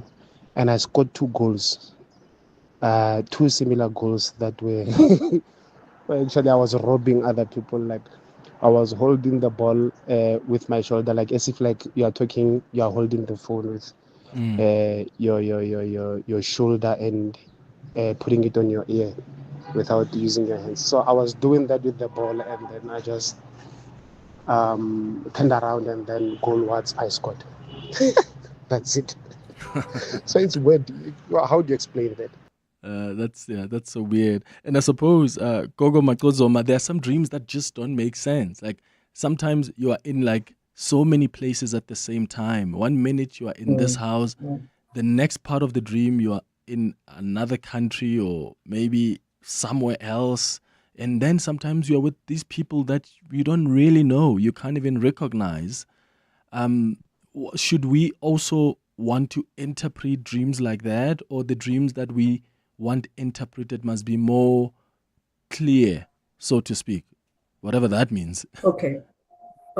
So what I always say if you would dream of, let's say, in another country, you must also remember what I tell people as well, or what I tell my clients. Amadlo's to were travelers, the people that run in our blood. So you'd find out, let's say, Gogo or Ukoko, Ebesuke Mozambique, or from Tanzania, or these countries. So when they come through you, or when you dream of that, you in Tanzania, it could be that Ugogo is trying to tell you, or Nkulu, or the universe is even trying to tell you that some of your bloodline is from Tanzania. Right? That's number one. And number two, what also happens is that, like, I'm going to go back again and say, when I interpret a dream, it's very important for you to tell me, where were you? What did you see? Who was in your dream? So that we'll be able to declutter it in pieces and in pieces and in pieces. Here's another one. Good morning, Clement and team. Talking about dreams, I stopped telling people what their dream meant because at a certain point I was working with a certain lady, and she asked me if I could interpret her dream, and I told her that someone in the family, a close relative, is going to die. So because she told me about her relatives, I thought I was telling her exactly what was going to happen, and it happened, Clement, within 2 days. So when I looked at her, when she was crying and looking at me, it was like I am the one who brought the bad news, Clement. So when people ask me nowadays if they had a dream, whether it's friends or family, I just say, I don't know what to say. I have no idea because I felt bad from that day. Thank you. Morning 702. It's Tabang here from Pretoria. You know, Clement, I've stopped following dreams a lot because, I would sleep the whole night and then I wake up in the morning, say 5 o'clock. My alarm always rings at 5. So if it rings at 5, then I found that if I sleep facing up, I just have bad dreams, and it's dreams every day. If I fall asleep while facing upwards, then I'll have a bad dream, So I always wake up because of a bad dream, and then I just switch to the side or switch to another side, and then I'll be fine. But it's not even relevant things. Like I'll dream of someone wanting to hit me, or me wanting to shoot someone, me wanting to get away from something. My legs aren't working, but it always happens when I'm sleeping facing upwards. I'm not sure if that's anything, and it's always a bad dream. There's never been anything nice, So yes, it's Tabang. Yeah, thank you, Tabang. Gogo, Ntombiyamanzi, does it matter how you really sleep? I think I relate with that. Normally when I have what they call sehateledi, normally it's when I actually slept facing up. Is there any connection to the bad dreams and that position of sleeping? Definitely there is a connection. But before I answer this, sure. Yeah, I just want to go back to the issue of being chased in dreams. I think someone asked about that, and it always comes up in questions, and when I do social media a lot. Those dreams usually represent something you are scared to face. It's a fear dream that is trying to get you to deal with a certain fear that you have. For instance, if you're being chased by dogs, you may have a situation in your life that requires you to deal with and face, and there's certain elements or certain people that need you to deal with them with courage. For instance, it's just an example. For instance, a man who may have a few baby mamas, for example, crazy example, right? All those baby mamas wanting maintenance money or wanting their attention, all that energy, or all that nagging can come through in a dream, in the sense of being chased by dogs. And what you need to do in that situation is that before you sleep, you need to sort of say a mantra in your head, or an affirmation that I'm not afraid. I will be brave. I will face everything that scares me. Program your mind to face. And then you'll find that in the dream, when the dog starts chasing you, you stop, turn back, and face that. And the dogs will either stop chasing you, or they will just go away. Then you'll never see that dream again. The other thing, with regards to how you sleep, yes, it definitely matters. The energy is always shifting around you, always shifting. So when you're facing upwards, certain chakras or certain energy centers are more activated. They can show you more, they can show you less. It depends. So if you want to change the energy, if you want to control the energy, you might want to think about smudging in your room. You might want to think about what you eat before you sleep. You might want to think about like your bedding. Do you wash it often? It's a lot of factors. Energy is very sensitive. A lot of people who have dreams when they are facing upwards, it's usually psychic or third eye dreams. And those dreams are quite important because they will tell you exactly what it is that is topical in your mind and in the minds of your ancestors. Okay. Those dreams are also about like a need to project out or astral travel. The body is the spiritual body is trying to leave, to face the world. So those dreams are quite important, and you need to get someone to help you with that, so that you can progress to another manifestation of your dreaming. Okay. It's 11 minutes now before 11 o'clock. After the break, Cindy in Midrand, I see your call. I'll start with you after the break.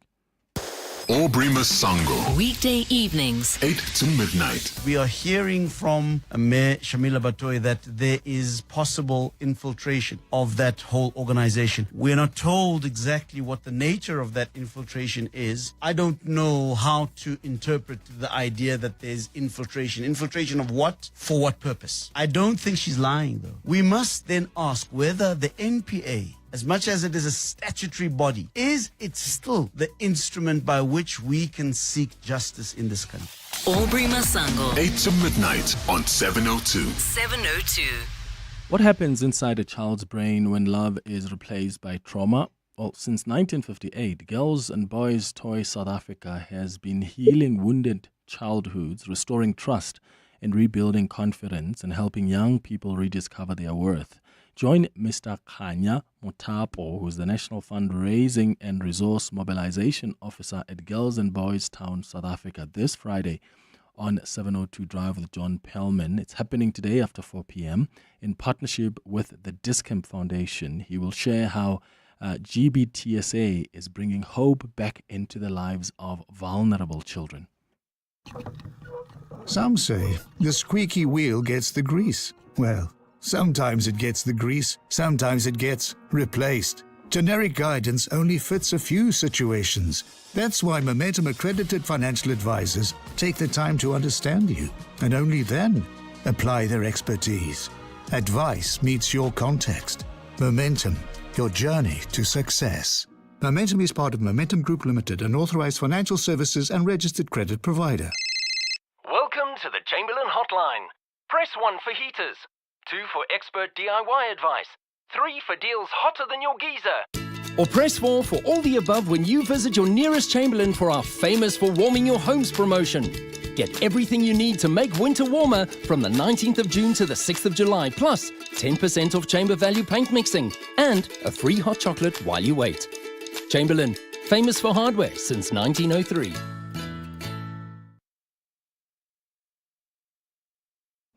Now, Every small business owner knows that you gotta dream big to achieve even bigger. And Nedbank Business Ignite on 702 understands that it takes guts and determination to show up for your customers and expand your business and your bottom line. That's why we're looking for all the SMEs of Gauteng that dare to reinvent, expand, and shake things up. You could win 200,000 Rand in cash and a 200,000 Rand advertising package to help you chase your small business dreams. So if you're a small business that dares to disrupt the industry, enter on igniteyourbusiness.co.za for Nedbank Business Ignite on 702. T's and C's apply. Nedbank, an authorized FSP and registered credit provider. Across the desk with Clement Manyathela on 702. 8 minutes before 11 o'clock. Let me go back to some calls on 011-883-0702. Gogo Macozoma, I'll come to you. There's a question here about flying. Someone is asking about being able to fly in your dreams and what that actually means. As I said earlier, a lot of people are really saying that that's what they see in the dreams, where they fly. Either they're running away from something or it may be under other circumstances. So I'll come to you maybe to share some response to that. But let's go to Cindy first, who's calling us from Midrand. Cindy, good morning. Good morning, Clement. Sure. So my dreams are quite weird. So to be honest, I'm a person who I sleep throughout the night. Most of the times I don't dream. So whether I'm tired or was watching a movie or whatever, I hardly dream. But there's instances where I found myself dreaming of something that is sort of consistent. That is a snake. And over time, I still don't understand what it typically means, but by observing those dreams, I've noticed that they somehow are a warning sign or Oh, we've lost Cindy there. What happened? Please bring Cindy back. We'll try re-establish that line with Cindy. Yeah, Gogo Macozoma. Maybe let's try answer that question around flying. Does that mean anything? Is there something universal and some explanation about that when people fly in their dreams, whether they're running away or whatever? What does it mean? Okay, first thing, I just also want to just say, dreams can also mean different things to different people. I can dream of flying, it will mean something different to Gogo. Or if she dreams of flying, it can also mean something different to me. But dreaming of flying can also symbolize freedom. You're free. You're moving from this point of what is happening to you. Another thing can also, you overcoming an obstacle in your life. Two. Number three, it can also mean Istunya, a prophet. Being a man prophet. Hi, can you guys hear me? Yes, go ahead. Oh, okay, sorry. So dreaming of flying, these are the three most important things that it can mean of Upupa, Undiza. But also depending, like I said to you in the beginning, where are you flying? What is happening? Where are you? Why are you flying? Because sometimes it can also mean you are moving away from danger in order for you to get away from this thing that is happening in your dream right now. Yeah, Cindy, we've got you back on the line now in Midrand. You were still explaining that you often dream of a snake. Yes, I'm so excited to be sharing this. Sorry that we got cut earlier. As I was saying, so I don't dream, but when I do dream, there's usually, and it usually comes across as if it's a warning or representing my fears, and happens in a way where it's dream of a snake, and that snake is usually a python, and sometimes it comes in two heads. It has two heads. And I've noticed over time that when I do dream of such, it usually represents something that is going to happen to me, not necessarily somebody else. And it has gotten to a point where I can physically see the snake. Not physically, but spiritually see the snake. So walking to the kitchen, and then I see that particular snake, big as it is, all curled up in the middle of my lounge. Or so I have to shake my head to actually say, this is a dream. And then sometimes, let's say in the bathroom or wherever, I'll see it going inside, like through the window, sliding in, and I have to shake my head. So, so it happens in two ways. I see it physically and also through my dreams. And when I try and interpret or when I try and remember, it's usually representing maybe someone that's going to hurt me, something that's going to affect me. It's more like a warning to say, hey, something bad is going to happen. So it gets me confused at times because I'm not a dreamer, but when I do dream of a snake, then something is going to happen. So I don't know where to categorize it. Is it a gift? Is it something I need to be careful of? Is it... it gets me confused, and I wish I could dream of somebody else, not myself. Yes. And now your mind playing tricks now, where you think, is this reality? Is this not? Cindy, I'm going to put you back to the producers. We'll try and link you up with Gogo, Macozoma, and Gogo Ntombiyamanzi, and let's see, maybe they can help you out with trying to interpret that, because we're out of time now. But we will do part 2 of this conversation, because as I said, today we focused more on the more traditional aspect of the interpretations. I would like to look at other ways of interpreting, other approaches of interpreting dreams as well. It's 2 minutes now before 10 o'clock. Thanks to Gogo Macozoma and Gogo Ntombiyamanzi. At Bright, we don't just provide business insurance, we insure your business's future success. Because your business is so much more than desks and computers and equipment, which is why we use our specialist expertise to tailor solutions for each client differently to ensure what's really important. So insure your businesses. Financial security, with Bright today. Contact your broker or go to brightinsure.co.za to find out more. Bright, approach risk with purpose. Bright is a licensed insurer and authorized FSP. Are you in your deal-making season? Your I'm on the rise season? Your finer things in life season? You'll love the Hassa Grill seasonal lunch offer. Enjoy a 2-course meal for only 199 Rand. Perfect for that business lunch, lunch with friends, or a solo date for some quality time with self. Now that's the deal of the season. Available Monday to Saturday, 12 to 4 p.m. The Hassa Grill, celebrating 60 years of excellence. If you knew the future, you'd be brave. Well, now you can be with Volvo's guaranteed future value. Get your EX30 from 9,999 per month, and after 48 months, return, upgrade, or keep. It's safe to be brave with Volvo.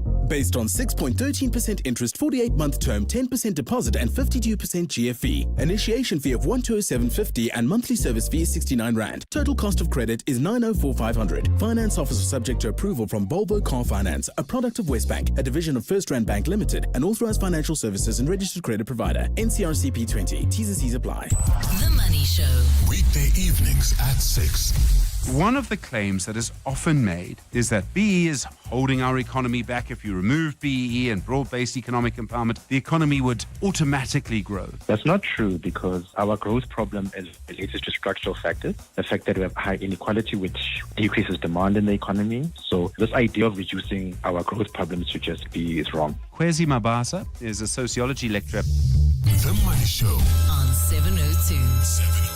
Let's walk the talk. The Money Show with Stephen Grootes is brought to you by ABSA CIB, proud sponsor of the Africa Energy Forum 2025. Your story matters. ABSA is a registered FSP. This is EWN. Good morning, I'm Sifiso Zulu.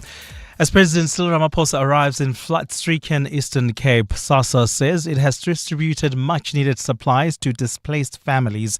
At least 78 people have died in the province, including children, after torrential rains swept through homesteads along riverbanks, washing away homes and infrastructure. SASSA says displaced families are now receiving hot meals and baby supplies, among other essentials, at 3 temporary sites. Cooperative Governance Affairs Minister Velenkosi Hlabisa has classified the Eastern Cape, Western Cape, Free State and KwaZulu-Natal as national disaster, paving the way for a full-scale government intervention. SASSA spokesperson Paseka Letsatsi. To this end, SASSA is active on 3 established sites where about 229 people are served with 3 nutritious meals on a daily basis, reinforcing the agency commitment to immediate food security. In addition, 229 vanity packs and 5 baby packs have been procured and distributed to meet essential personal and infant care needs. More than 250 SANDF troops who were deployed to the DRC will arrive back on home soil today. They are expected to land at Air Force Base Bloemspruit in the Free State at midday. Troops have been stationed in Goma since 2023 in peacekeeping efforts amid tensions between DRC armed forces and M23 rebels. This marks the end of SANDF's participation in the Southern African Development Community mission in the DRC, which included soldiers from Tanzania and Malawi. Oren Singh reports. The first batch of SANDF soldiers will shortly touch down on home soil following months of fighting in extreme conflict zones in the eastern DRC. Last month, SA withdrew its troops from the DRC, having lost 14 soldiers in a battle with M23 rebels in January. The loss of life sparked a national outcry, resulting in a public spat between President Cyril Ramaphosa and Rwandan President Paul Kagame on X. Ramaphosa's labeling of the Rwandan Defense Force as a militia didn't sit well with Kagame. Tensions between the countries have since subsided. Defense Minister Angie Motshekga will welcome the troops upon their arrival. Arun Singh, Eyewitness News, Bloemfontein. Deputy President Paul Mashatile says the withdrawal of funding from the US to fund the country's HIV/AIDS programs has spurred on governments to become more self-reliant. He says African governments need to use their own natural resources to fund their programs and should not have to go cap in hand to anybody. Again, responding to questions in the National Assembly yesterday on the impact of withdrawal of PEPFAR funding, Mashatile said no HIV/AIDS patient would suffer as a result. Lindsay Dentlinka reports. Deputy President Paul Mashatile has reiterated that the 8 billion rand in lost funding for HIV/AIDS programs this year won't impact the supply of antiretroviral medication, nor the target of getting another 1.1 million people on life-saving drugs before the end of the year. While the South African National AIDS Council, which Mashatile chairs, is hoping the national lottery comes through for it to plug the gap, Mashatile says if it does not, other options like the National Fiscus is already being explored. And I'm not saying we'll abandon the US. They remain one of our biggest trading partners, but we must not go cap in hand to anyone. Mashatile was then involved in a tense exchange with the Freedom Front Plus's Philip van Staden, who said people were suffering as a result of government's blunders. I don't know what you're talking about. What blunders are those? Mashatile says government is looking to the BRICS group of countries and the African Union to collaborate in the fight against HIV and AIDS. Lindsay Dentlinger, Eyewitness News, Parliament. And there are growing calls for Israel and Iran to avoid any further escalation after Israel launched a wave of strikes on Tehran. World leaders say both sides should refrain from steps that could destabilize the entire region. Israel's Prime Minister says the attack is part of Operation Rising Lion, adding Iran is a threat to Israel's very survival. Iran's Supreme Leader says he won't let Tel Aviv go unpunished. Israel's military says Iran has fired about 100 drones towards its territory. Iran has accused the US of supporting Israel's attack, which US denies, with Donald Trump saying he was aware of the strikes beforehand but emphasized the US played no part. NATO Chief Mark Rutte says the focus should be on de-escalation. Allies within NATO are really navigating this crisis. Everybody is focused on de-escalating it. The US, of course, is working on that with other allies. But obviously NATO allies very much involved to make sure that the conflict is de-escalated as soon as possible. Gold is trading at $3,413.15 an ounce. The rand is at 18.06 to the dollar, 24.43 to the pound, 20.83 to the euro. Brent crude oil is at $74.22 a barrel. While we still have delays in the Alberton area, that's heading towards Joburg on the R59 northbound between Swartkopies and the N12 Reading interchange. Also delays leaving Brakpan heading towards Benoni on Rangeview Road between Dube and Tom Jones. And look out for those faulty traffic lights in Rand Park Ridge at Bayers Naudé and the N1. A fine Friday in store for Gauteng. The temperatures will peak at highs between 18 and 19 degrees. The top story in EWN this hour, as President Cyril Ramaphosa arrives in flood-stricken Eastern Cape, SASSA says it has distributed much-needed supplies to displaced families. EWN, in touch, in tune, and independent. For the latest, visit ewn.co.za or download the EWN app. Entries to the 702 Walk the Talk are open. Go to primemediaplus.com to get your tickets today. You're with Clement Manyathela On 702. Let's Walk the Talk, streaming on the Prime Media Plus app, DSTV channel 856, 92.7 and 106 FM.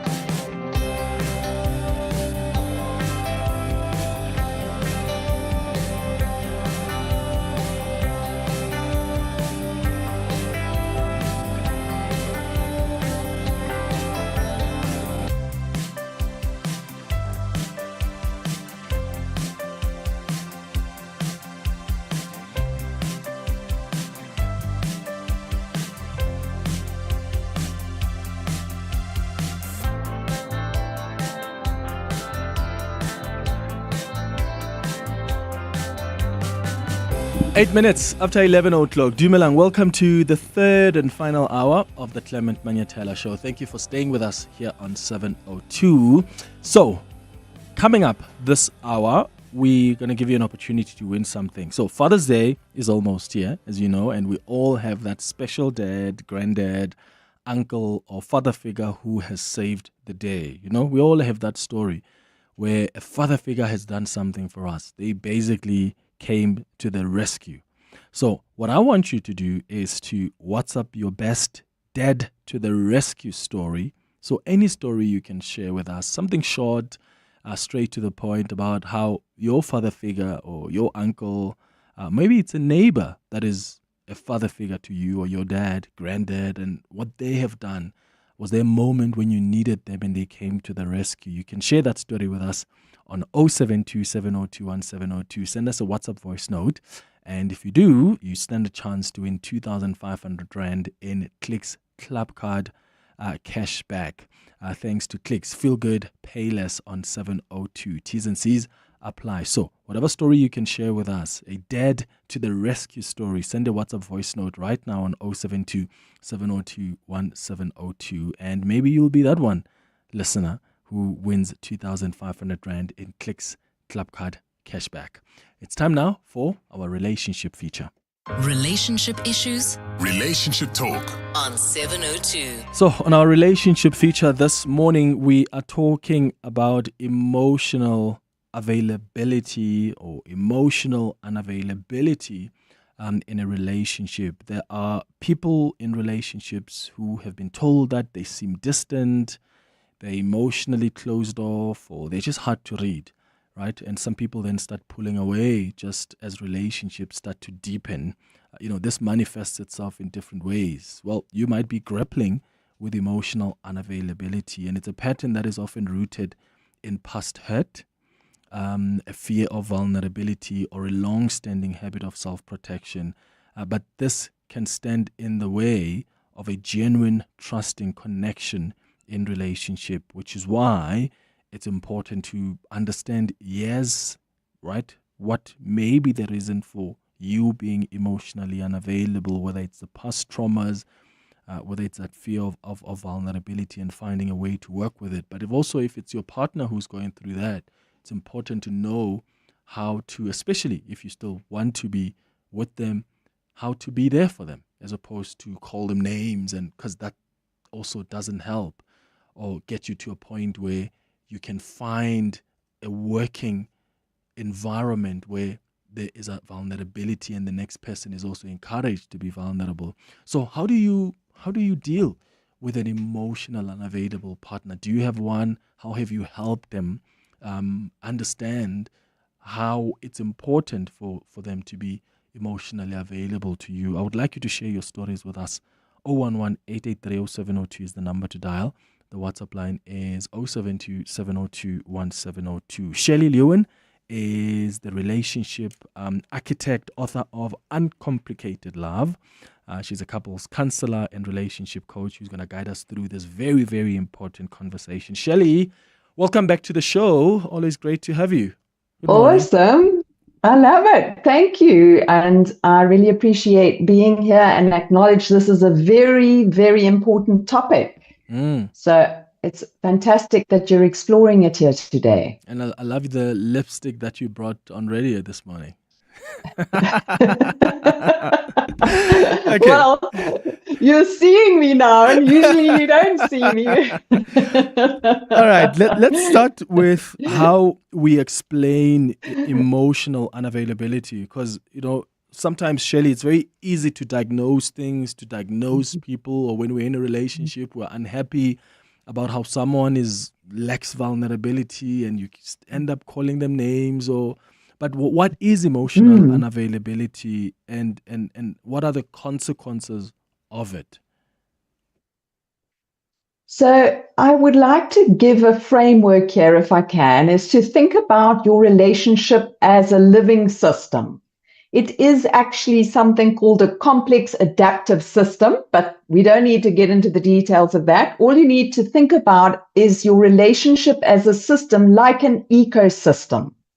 And so what happens is in an ecosystem or in a healthy relationship system, there should be this flow of giving and receiving and responding and adapting.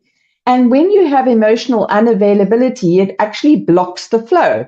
So it reduces responsiveness. It creates these emotional bottlenecks and then forces other parts of the system, usually the more emotionally available partner, to compensate. And so what happens over time, this creates rigidity, which is less adaptability. Resentment can build up, which we could say is toxicity in the system.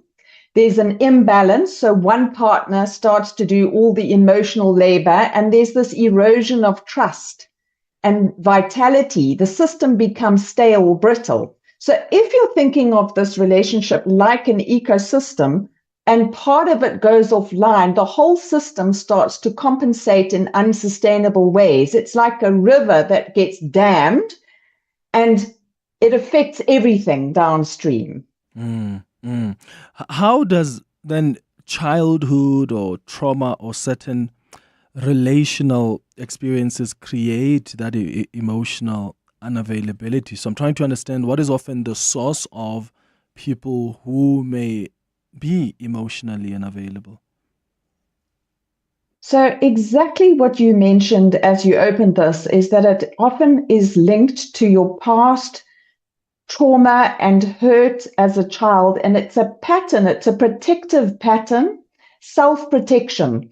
So as a child, if you had caregivers who were not emotionally available to you, then you would have learned that it's not safe for me to be emotional. When you got upset, you got into trouble, or when you were angry, you were told you weren't allowed to be angry, or you got a hiding if you got angry. So what can happen is that as a child, you learn that being emotional is not healthy or safe for me in this environment. And you grow up to be an adult who then suppresses your emotions.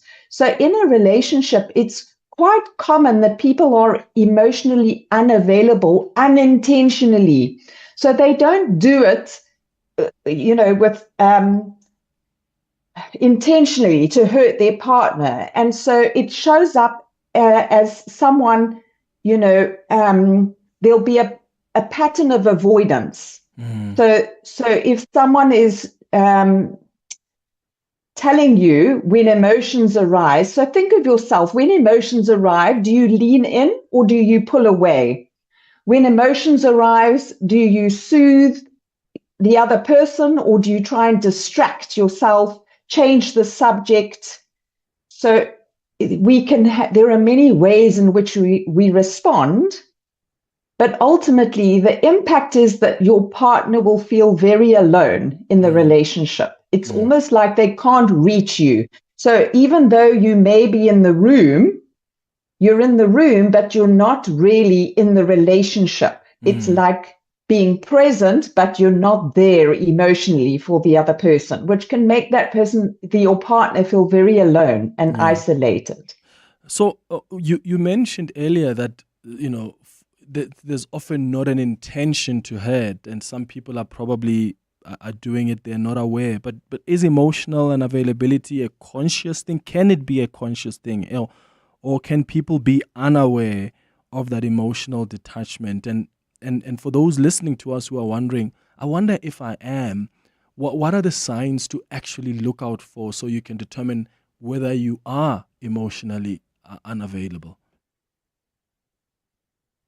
So I mentioned patterns of avoidance. Okay, so that's one of the ways you can identify is how are you feeling when there's strong emotions in the room. Mm-hmm. You can listen to feedback. So what is the feedback that you get from the people in your life? If more than one person is telling you, I don't know how you really feel, I don't know what's going on for you, then, maybe you need to pay attention. If you experience emotions as something, in your body, if your body signal, you get a tight chest, or you have an urge to leave the room, or you feel numb in the face of emotion, then your body is sending you signals. This is not safe. I don't want to be here. So those are some of the clues. I would say to get curious about your own history and think about, when you think about your past and your childhood, how was your emotional climate, your emotional state received by the people around you? Yeah. It's I'm going to say a simple analogy. It's like trying to dance with somebody, but their partner is stiff. It's like they don't want to dance with you. It's very difficult to get into a dance. You must both want to step into it and dance together. That's why it's around having a willingness to be vulnerable and learning new ways of connecting. Does this emotional unavailability only express itself during conflict, or can it also be expressed even during happy moments where maybe someone is just sharing with you how they feel about you, but you're unable to meet them in that moment because that requires you to be vulnerable as well? So when someone, I don't know, is just telling you how much they love you, for instance, and you're finding that to be awkward because you feel like that's almost forcing you into that vulnerability corner. So can it express itself even in happy moments, or is it only expressed through conflict? Yeah, that's a great question, and it's actually that discomfort is exactly how it shows up, and it's in moments of conflict and in happy moments. It's almost like being detached from the emotions that are going on inside you.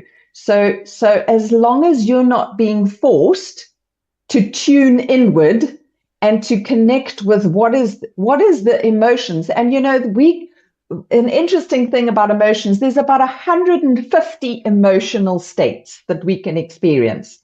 Most people, if we were to ask someone for their vocabulary, would have 5 that they could name, like mad, sad, bad, glad, afraid. Those are like, or surprise. They are, and most people can name a handful of emotions.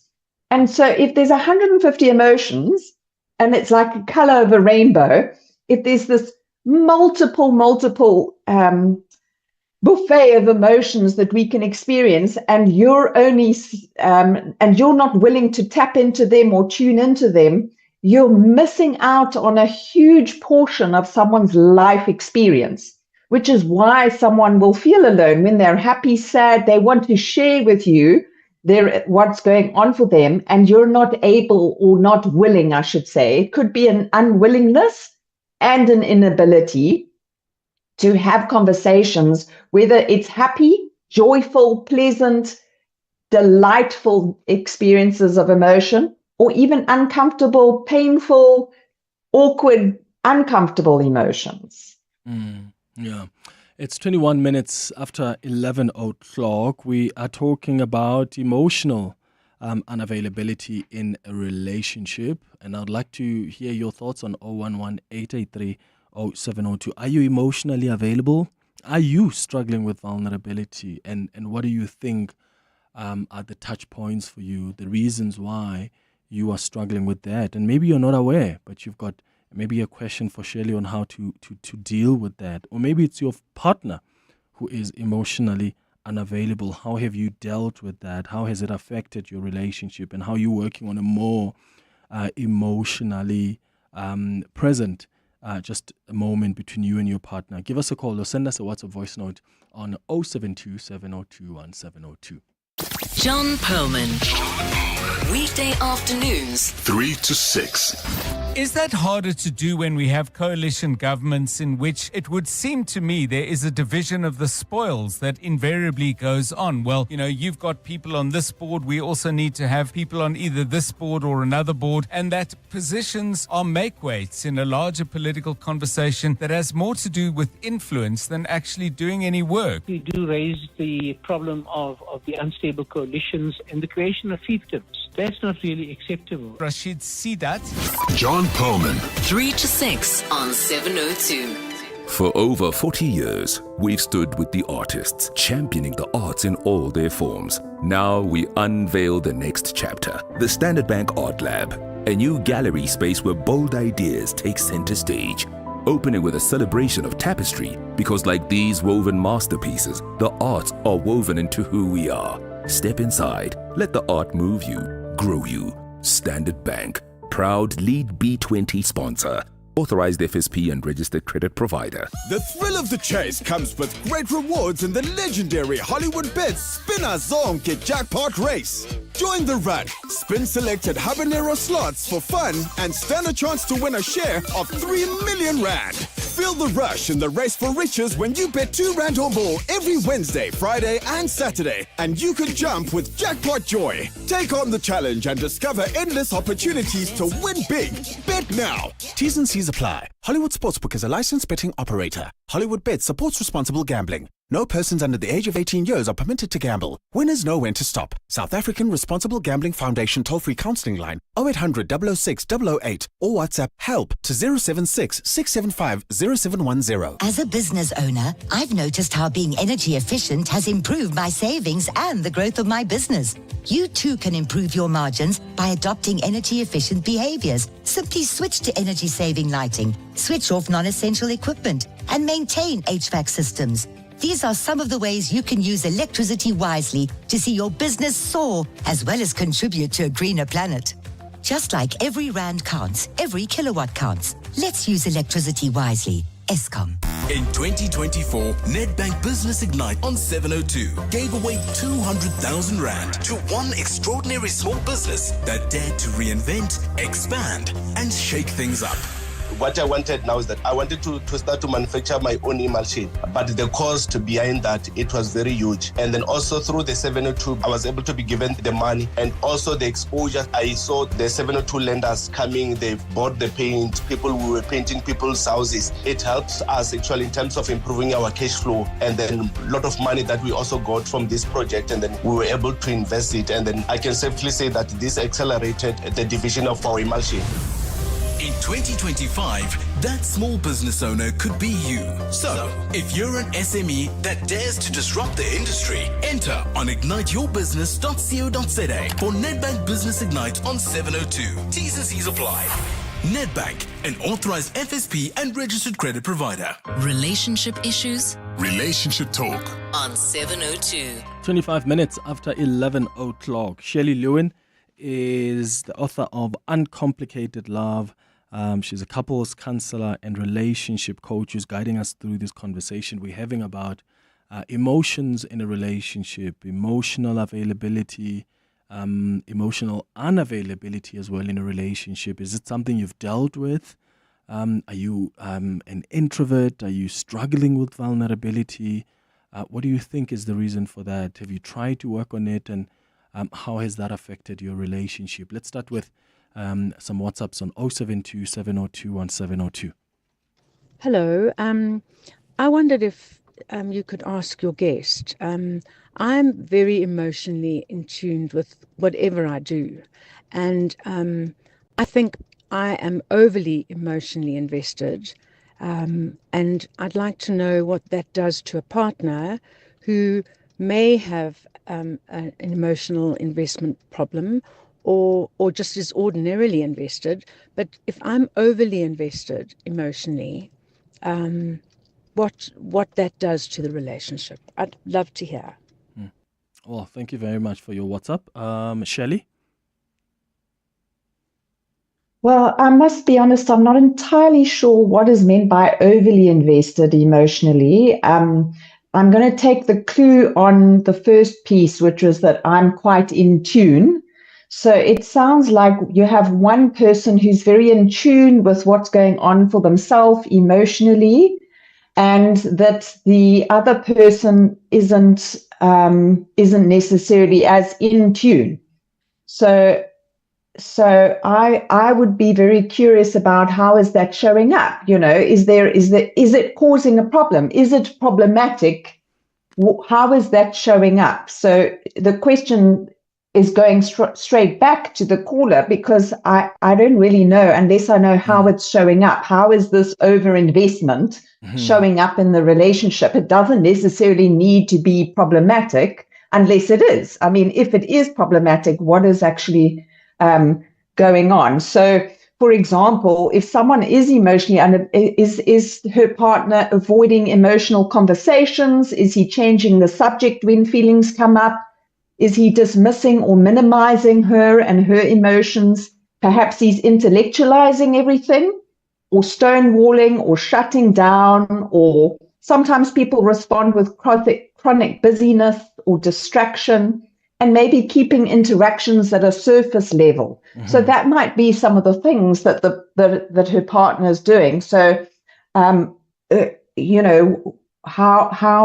do you want to deal with that? Is to raise awareness. So to raise to her partner how she's experiencing it, and to perhaps just highlight to him so that he can become aware that this is a pattern that's showing up. And again, it's around this idea that it's a pattern that doesn't help the relationship. It's not serving that ecosystem. So you want to be able to identify what is the pattern that's not working. Yeah. And to share this is a pattern. It's not a character flaw of your partner. And I just want to be very clear that this is often not linked to someone having a they're not broken. It's not a character flaw. It's a skill that they haven't learned yet. It was an adaptation from childhood. And so as an adult, they need to learn to unlearn that adaptation that they had as a child. Yeah. I've got two more messages actually that came on Twitter as well about I'm overly emotional. Two people were saying, but I'm also oversensitive, and I consider myself overly emotional. So where is that common ground? How do we meet then the other partner on the other side who is emotionally unavailable? I'll give you a chance to respond to that. And maybe those that are raising this, give us also examples of when you say you are oversensitive, you recognize you are more overly emotional. What do you mean by that? After the headlines, we'll start with some calls, some WhatsApps as well, and I'll give you a chance to respond to this as well, Shirley. 011-883-0702. I'll take your WhatsApps as well. It's 11:30. Time for the latest in Eyewitness News headlines. Mbali, hi. Thanks, Clement. Good morning. President Cyril Ramaphosa has arrived in flood-stricken Eastern Cape. This is where he is expected to meet with officials and assess the extent of damage caused by flooding. At least 78 people have died in the province, including children, after heavy rains swept through homesteads. The principal of a school in the Eastern Cape has laid criminal charges against some high-profile politicians who he says falsely accused him of raping a 7-year-old girl. AfriForum's private prosecution unit accompanied Jaco Pieterse to the Sophiatown police station in Joburg this morning. Pieterse laid charges of criminal injuria and the violations of the Cyber Crimes and Intimidation Acts against EFF leader Julius Malema, ANC Secretary General Fikile Mbalula, and the Eastern Cape Education MEC Fundile Kate. And more than 250 SANDF troops who were deployed to the DRC have arrived back on home soil today. They're expected to land at the Air Force Base in Bloemspruit in the Free State at midday. Troops have been stationed in Goma since 2023 in peacekeeping efforts amid tensions between DRC armed forces and M23 rebels. Those are the headlines, this EWN and more at midday or as it happens. EWN Traffic.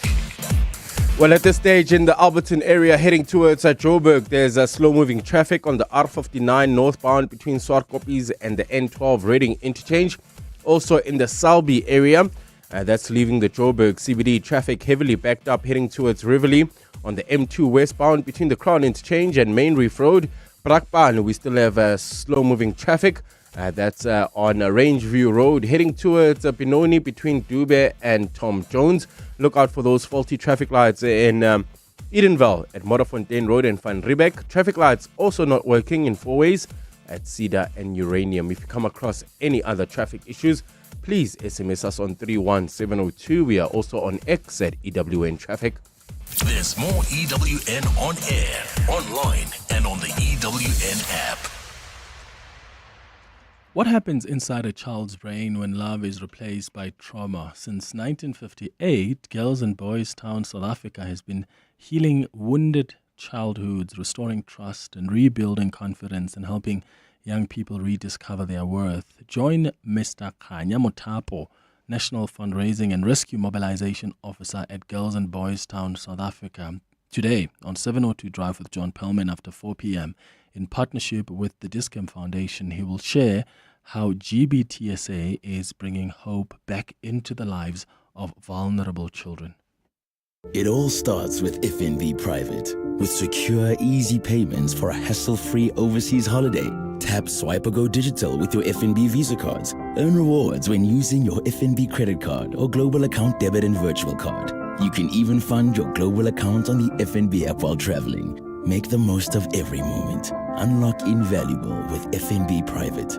Help changes everything. FNB, a division of First Rand Bank Limited, an authorized FSP and credit provider. TCs earn rules and limits apply. A bowl of cereal, a glass of orange juice, some flavored yogurt for breakfast.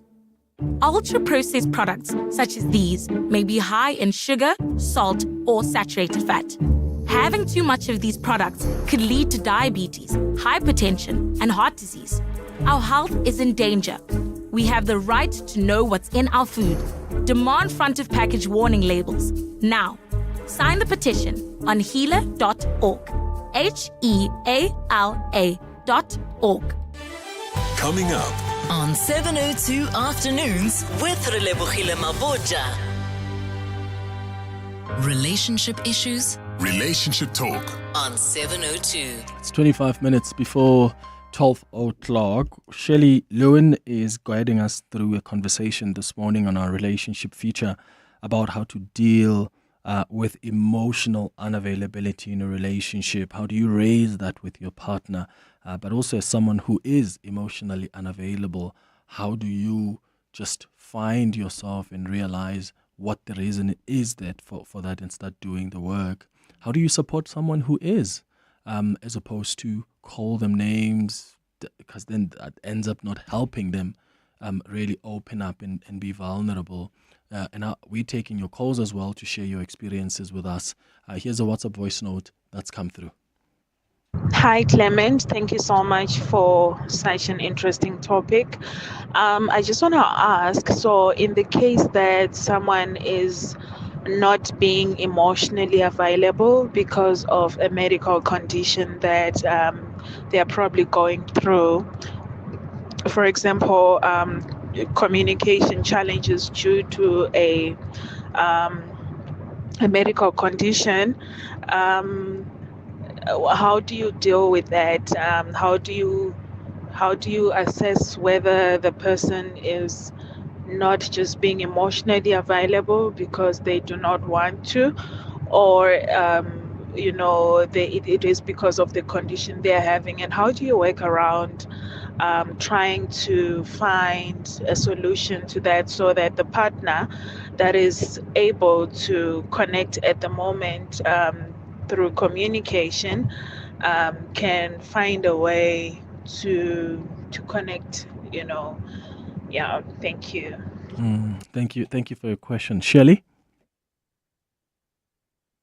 I would say that this is in a scenario where someone is perhaps through a medical condition, is struggling with communication or having communication challenges, is there's going to be required a lot of patience, a lot of grace, and to make sure that you create a lot of safety.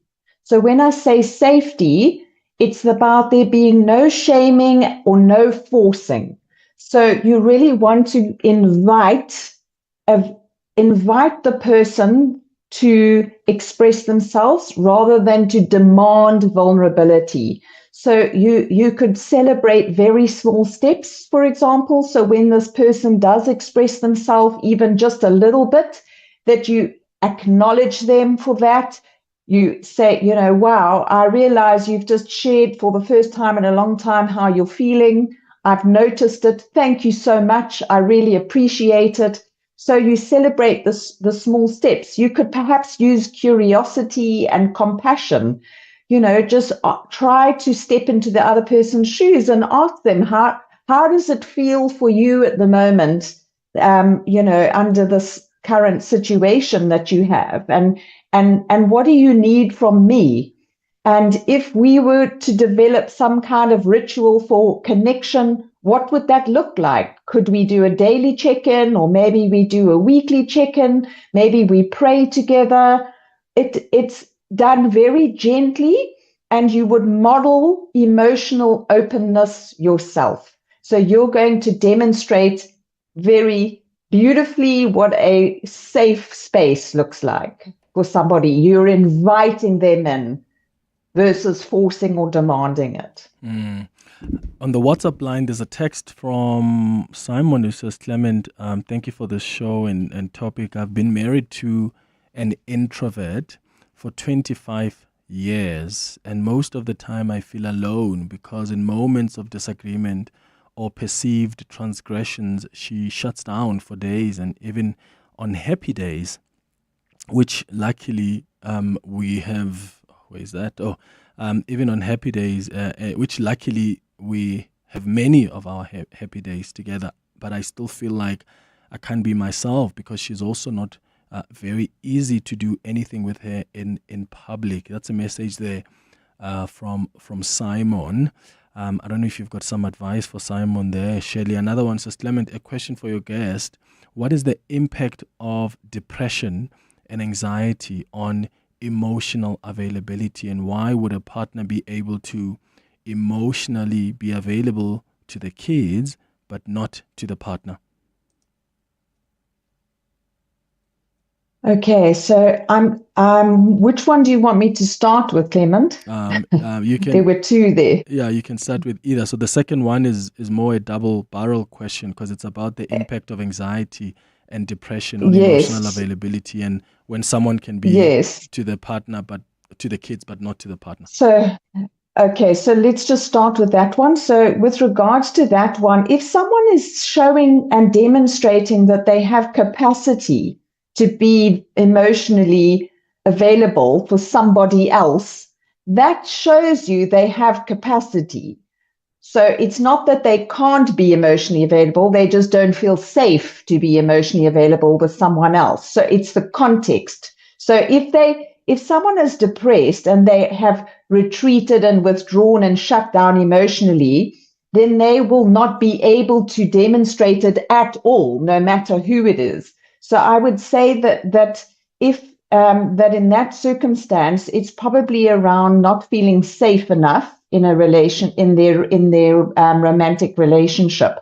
So I would go back to what I shared about the person who has the medical conditions, is to really go very gently and to explore with curiosity and compassion and create a very safe space with no shaming or forcing, to show that you are an ally and you want to support this person, and then you can help them to express themselves if you create a very safe space.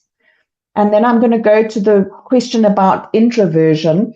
I want to make a very clear distinction that it's being emotionally reserved and introverted are two different things. So introversion and extroversion. Introverted people generate energy by spending time alone. So they need to spend time alone to refuel and recharge their personal energy batteries. And so someone who's emotionally reserved, you can be introverted and still be able to be deeply emotionally connected to somebody else. So introversion speaks to personality, whereas emotional availability speaks to presence.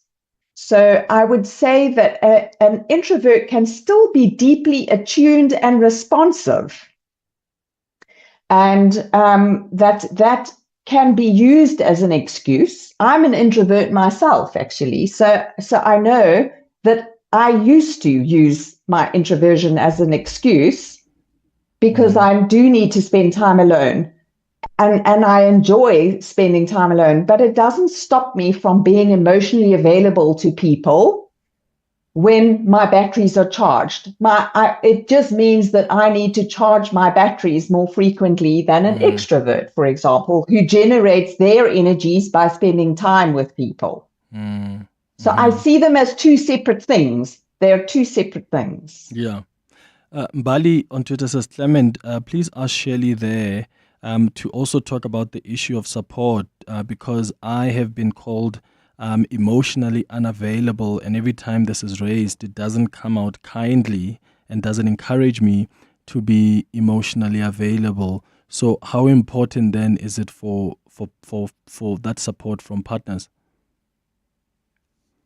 Absolutely. We touched a bit on it earlier, but maybe you can expand more about how, because some people, does it help then to just call your partner that you are not vulnerable, you're not, because that doesn't encourage them to come up? What's the best way maybe to raise it? So look, anytime you're naming, shaming, or blaming your partner, that's not going to be helpful.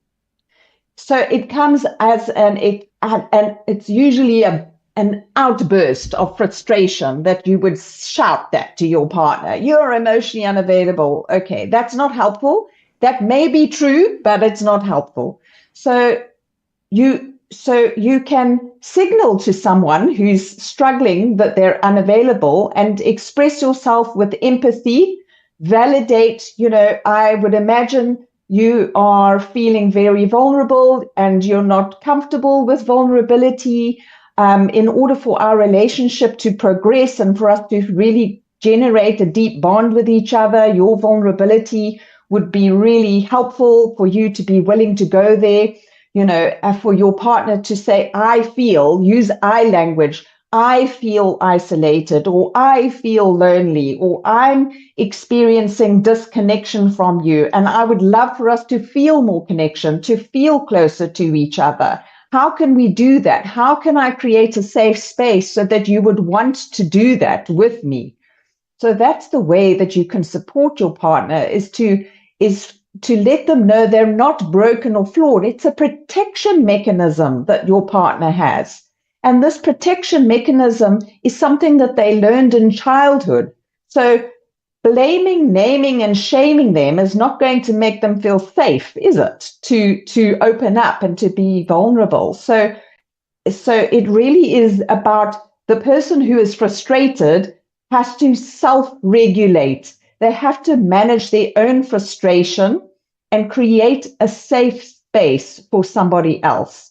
And to really prioritize emotional connection as something that would be wonderful and marvelous for us. And we could have incredibly meaningful, deep conversations, not just practical conversations. And I would say one of the skills that you could do as the person who's in a relationship with someone who's unavailable is to practice active listening. So active listening is when you listen to listen to understand versus listen to reply. So be curious. So when someone shuts down, listen, ask them, I'm very surprised, or I'm very curious by how you've responded right now. What you seem to have shut down, or from my perspective, you've withdrawn. Would you say that you've withdrawn? How are you experiencing this moment right now? And listen, it's almost like you put on your detective hat to try to understand your partner instead of telling them what they're doing wrong. So active listening, practicing, validating to your partner. How are you feeling? Tell me what's going on for you. Please share with me what's going on in your inner world. And so you address these avoidance patterns that show up together with the intention and the hope to build a closer, more emotionally connected, bonded, intimate relationship. Yeah. Here's a WhatsApp voice note that's also come through. Hi, Clement. Great topic you have. I just wanted to ask your guest. I am in a marriage where my partner is emotionally unavailable. And I was wondering, is it something that is passed on to children genetically? Because I feel like my elder son is emotionally unavailable. I can easily pick up those traits, especially like when he is with his little brother, also like around many other people. How best can I help my son as he grows up? And how best can I prepare him to be the best man that he can be emotionally? I'm interested in that too, Shelley, because there are instances where children can come from the same family, but there'll still be one that is not vulnerable, and then there's another that is somehow vulnerable. So even though the circumstances were they were raised in the same household, and of course, if someone is older, they've probably experienced other things that the younger ones didn't, but it's still somehow the same household, raised by the same parents. Is that a concern? Because she's worried about her children now because she's seeing something in one of them. Okay, so I just want to say that it isn't necessarily, as I said, it's not a character flaw. It's an adaptation from childhood where you learned that being an emotional person was not safe, okay, and your emotions were not received well by your caregivers. So if you have some people's personality is that they're much more expressive, they're much more open and talk about what's going on and what they think and what they feel, and they're verbose and they share a lot of information, okay? And then there are some people who are more private, who keep things to themselves. So that doesn't necessarily mean that they're not emotionally available for others, they're just more private. So how you would prepare somebody or a child is, I would say, around using and talking about emotions from using I language, so that they hear the language of emotion. They hear it is that you're using the words. Children will learn from what you model. You lead by example. So as a parent, if you're a parent and you're saying, I'm feeling frustrated right now, this shouldn't be so difficult, I would really like for you to tidy your room and for us to live in a tidy environment. We're all living in the same space or same environment, and I'm feeling frustrated about this, without screaming and saying, you are lazy, you are a slob. That's not going to create a space where children feel safe. You have to speak about how are you feeling and what you would prefer. You make a request. I feel frustrated. I prefer to live in a tidy home. And when we have an untidy home, I feel like it makes me feel anxious, or I feel. You have to find the language yourself. So I would say, as a parent, if you are role modeling emotions, using emotions, communicating emotions, and sharing how you feel, children will learn. You can help them to identify their emotions and to express them.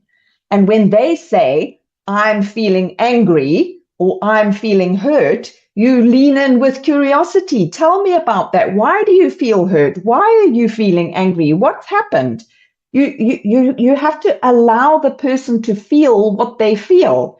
So there's this phrase, which is all emotions are valid, not all behaviors are. So if your child says, I am angry because you doing this and you doing that, I understand you're angry. You're welcome to feel angry. And of course you can feel angry. That doesn't mean that you get to hit your brother, though. Do you see what I mean? Or you don't get to scream because you feel angry. You separate emotion from behavior. Yeah. Here's the last WhatsApp voice note. Clemmy, good morning. I would like to be anonymous, but I've got this question, and this thing is bothering me so much. Why is it all or most of the people who complain about the partners are emotionally unavailable mostly are females? Why does it have to be like that? Because I am encountering a similar situation whereby my partner will say to me, you know what, you are emotionally unavailable. And when I listen to this talk, mostly is the females who are complaining about this emotional thing whereby they say their partners are not emotionally available. Why is it all about? Why could it be about our female partners? What is the reason about that? Thank you. Shelley? So I have a theory. The theory is that men in general are socialized out of their emotions. So when you're a child, when a boy cries, they're told men don't cry, boys don't cry, don't be a sissy. There's all sorts of labels that are given to boy or male children when they show emotion. Generally speaking, girls are allowed to show emotion, okay? And what's very interesting is girl children are allowed to cry, but female daughters, I should say, are generally not allowed to show anger. So different genders as children have different challenges. Women struggle to express anger when they're adults because they were not allowed to demonstrate anger as a child, as a girl, and boys struggle with feeling sad and hurt because they weren't allowed to cry and be sad as boys. Oh, yeah. Shelley Lewin, thank you so much. Thank you for always guiding us through this important conversation. Shelley is the author of Uncomplicated Love. Go check out that book. She's a couples counselor and relationship coach. 6 minutes before 12. Experience the passion, drama and elegance of Carmen with Mzansi Ballet at Peter Turin's Monte Cassino Theatre from the 11th to the 29th of June. Get ready to be mesmerized. Mzansi Ballet is a dance company that identifies and cultivates young South African talent. The company brings together these emerging artists with seasoned professionals to create performances that authentically convey South African stories while respecting the cultural and historical aspects of classical ballet. Get your tickets now at Web Tickets or Pick and Pay. 702 listeners can enjoy a 50% discount on top-tier tickets for Carmen by simply entering the code 702 at checkout. It took time to create the life you've built. Every milestone, every moment, you've earned it. Ingrid takes the time to understand what's priceless to you, tailoring insurance to match a life of distinction.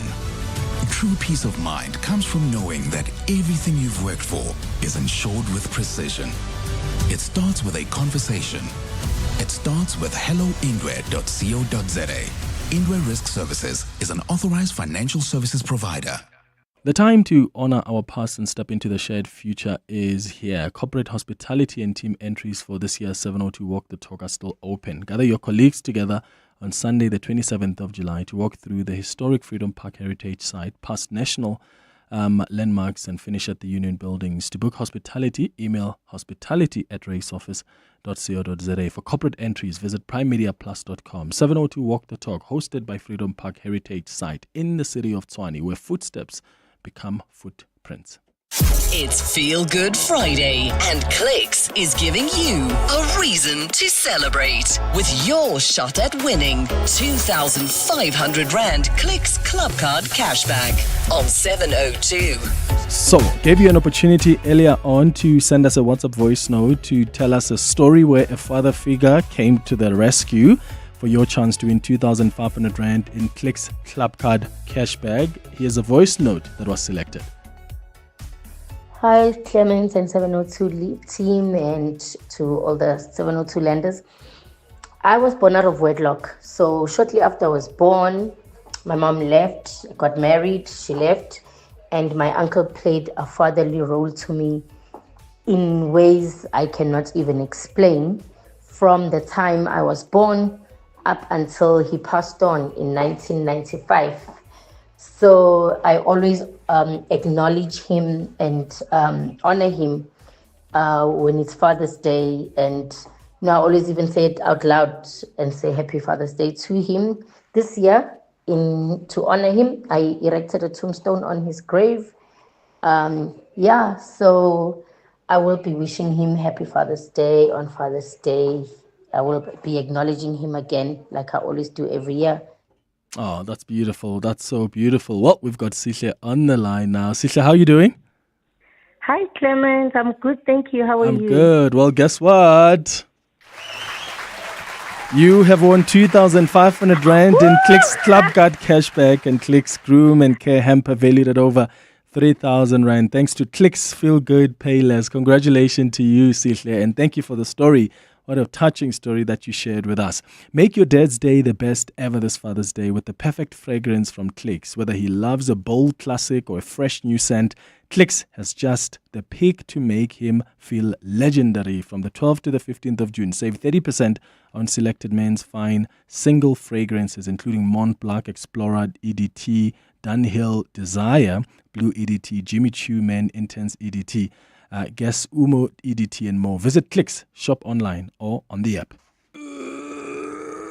Honey, what are you doing? I'm stretching for tonight. I thought you're not dancing at bachelorette parties anymore. Baby, we need the money to put Johnny through matric mos. And what's the police uniform for? The clients feel safer when I wear it. No, man, just sell your bucky to We Buy Cars. They give the best prices and they pay you within minutes. Okay, but can I just go and dance one more time, please? You know how much I love it. No, the buyer's already on his way here. Wow, okay. Strapped for cash? Just sell your vehicle to We Buy Cars. The easiest way to sell your car by far. To live wealthier, you need to be able to grow your assets. At Standard Bank Private, you get a team of internationally acclaimed financial experts to advise you on local and global investment strategies. Plus, being with a leader in home loans, you can start expanding your property portfolio. So, come live wealthier with Africa's best private bank. Apply online at standardbank.co.za. Standard Bank is an authorized FSP and registered credit provider. T's and C's apply. Hey besties, welcome to my kitchen tour, or should I say my new walk-in wardrobe. Over here we have the pantry, now home to my jeans and shirts, all color-coded. Oh, and the air fryer, literally the perfect place for my makeup brushes. And who would have thought, the oven is the place to store my handbags. Who needs a kitchen? Simply spend 200 Rand or more and you could win Simply Asia for a year. T's and C's apply. Simply Asia, connecting the Thai way. Some children have to learn to survive far too early, but survival isn't enough. At Girls and Boys Town, vulnerable children are given the chance to heal from trauma, rediscover who they are, and learn to dream again. Tomorrow on 702 Drive with John Pellman, In fact, today we're speaking to Girls and Boys Town South Africa and the Discam Foundation to learn what it truly takes to restore a child's spirit. Remember, every time you swipe your Discam or Baby City benefit card, you're funding real change for real children across the country. The Discam Foundation, caring for the community. Every swipe counts. Thank you for listening to the Friday edition of the Clement Manyathela Show. Have a beautiful long weekend, my friends. Bye-bye. This is EWN. Good afternoon, I'm Bali Dlamini. President Cyril Ramaphosa has arrived in Mthatha in the Eastern Cape, where floods have left a trail of destruction. Ramaphosa is meeting with the Eastern Cape Provincial Government today to receive an update on the devastation. The briefing is being led by Cocta Minister Velenkosini Hlabisa ahead of a planned walkabout at some of the worst affected sites. Mongezi Gogo is in Mthatha and files this report. The rain has stopped, and for the first time in days, rescue workers in Mthatha are operating under clear skies. I'm standing at the Efata Bridge, where parts of the structure have collapsed and massive gorges now cut into the ground around it. The river below is still rushing, with the waterline lower than yesterday but still high enough to make recovery work dangerous. Across the bank, search teams are wading through water. Across the bank, search teams are wading through thick mud and debris while community members watch from the edge of the road. As the president meets behind closed doors, his delegation says the focus is on coordinating relief and accounting for those who are still missing.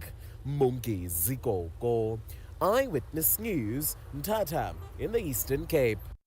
The principal of a school in the Eastern Cape has laid criminal charges against some high-profile politicians who he says falsely accused him of raping a 7-year-old girl. AfriForum's private prosecution unit accompanied Jaco Pieterse to the Sophiatown police station in Joburg this morning. Pieterse laid charges of criminal injury and the violations of the Cyber Crimes and Intimidation Acts against EFF leader Julius Malema, ANC Secretary-General Fikile Mbalula, and the Eastern Cape Education MEC Fundile Kate. This relates to the alleged rape of a child which gripped the nation a few months ago. The NPA recently dropped the case, citing insufficient evidence. Speaking outside the police station today, Peterson says this has been the most difficult period of his life. First of all, I just want to say I'm very relieved that the truth did come out, but I'm also determined to ensure that people know that they can't make any false and reckless statements on social media or the media. More than 250 SANDF troops who were deployed to the DRC will arrive back on home soil today. They're expected to land at Air Force Base Bloemspruit in the Free State this afternoon. Troops have been stationed in Goma since 2023 in peacekeeping efforts amid tensions between the DRC and armed forces, the M23 rebels.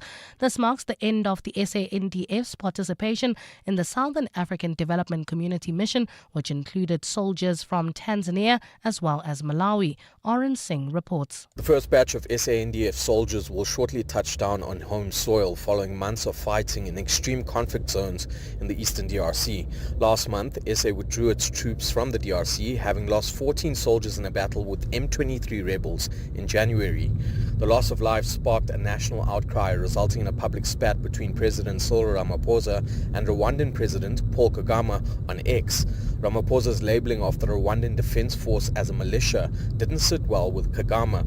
Tensions between the countries have since subsided. Defense Minister Angie Motshekga will welcome the troops upon their arrival. Oren Singh, Eyewitness News, Bloemfontein. In the courts now, alleged July 2021 unrest instigator Bongosi Khanyile is back in court for a pre-trial hearing today. Khanyile is facing charges related to the 2021 riots which rocked parts of KZN and Gauteng. He is accused of orchestrating the public violence. Nhlanhla Mabaso reports. Bonginkosi Khanyile is accused of having influenced the public violence in parts of KwaZulu-Natal. He is also charged with flouting COVID-19 lockdown regulations when he addressed scores of people in the Durban CBD. Khanyile called for the release of former President Jacob Zuma, who was in prison for contempt of court at the time. The state says he encouraged anarchy. Today, the state and Canula's defense team will determine if the case is ready to go to trial. Nhlanhla Mabaso, Eyewitness News, Durban. And the chief executive of aviation giant Boeing has cancelled his trip to next week's Paris Air Show. Kelly Ortberg has said that decision was taken so as to focus on the investigation of Air India's Dreamliner crash. All but one of the 242 people on board the London-bound flight died when it crashed into a residential area shortly after takeoff yesterday. It is not yet clear how many people were killed on the ground. Families have been giving DNA samples to help identify the victims. India's aviation authorities have now recovered one of the 2 black boxes from the aircraft for investigation. Gold is trading at $3,425.25 an ounce. The rand is at 17.95 to the dollar, 24.32 to the pound, 20.69 to the euro, and Brent crude oil is at $69.36 a barrel. Well, at this stage, if you're leaving Alberton heading towards Joburg, slow-moving traffic on the R59 northbound between Swartkopies and the N12 Reading interchange, while in Selby, traffic is also heavily backed up. This is on the M2 westbound between the Crown Interchange and Main Reef Road. And in the mother city, there's a slow-moving traffic. That's on the M3 southbound between Newlands Avenue and Foreshore. It's a fine Friday afternoon in Gauteng today. Temperatures have peaked at highs of between 18 and 19 degrees, while Cape Town is fine with a light northeasterly wind at a high of 24. The top story in EWN this hour, President Cyril Ramaphosa has arrived in Mthatha in the Eastern Cape, where floods have left a trail of destruction. EWN, in touch, in tune, and independent. For the latest, visit ewn.co.za or download the EWN app. You're with Mandy Wiener on 702. Let's walk the talk. Streaming on the Prime Media Plus app. DSTV channel 856 92.7 and 106 FM.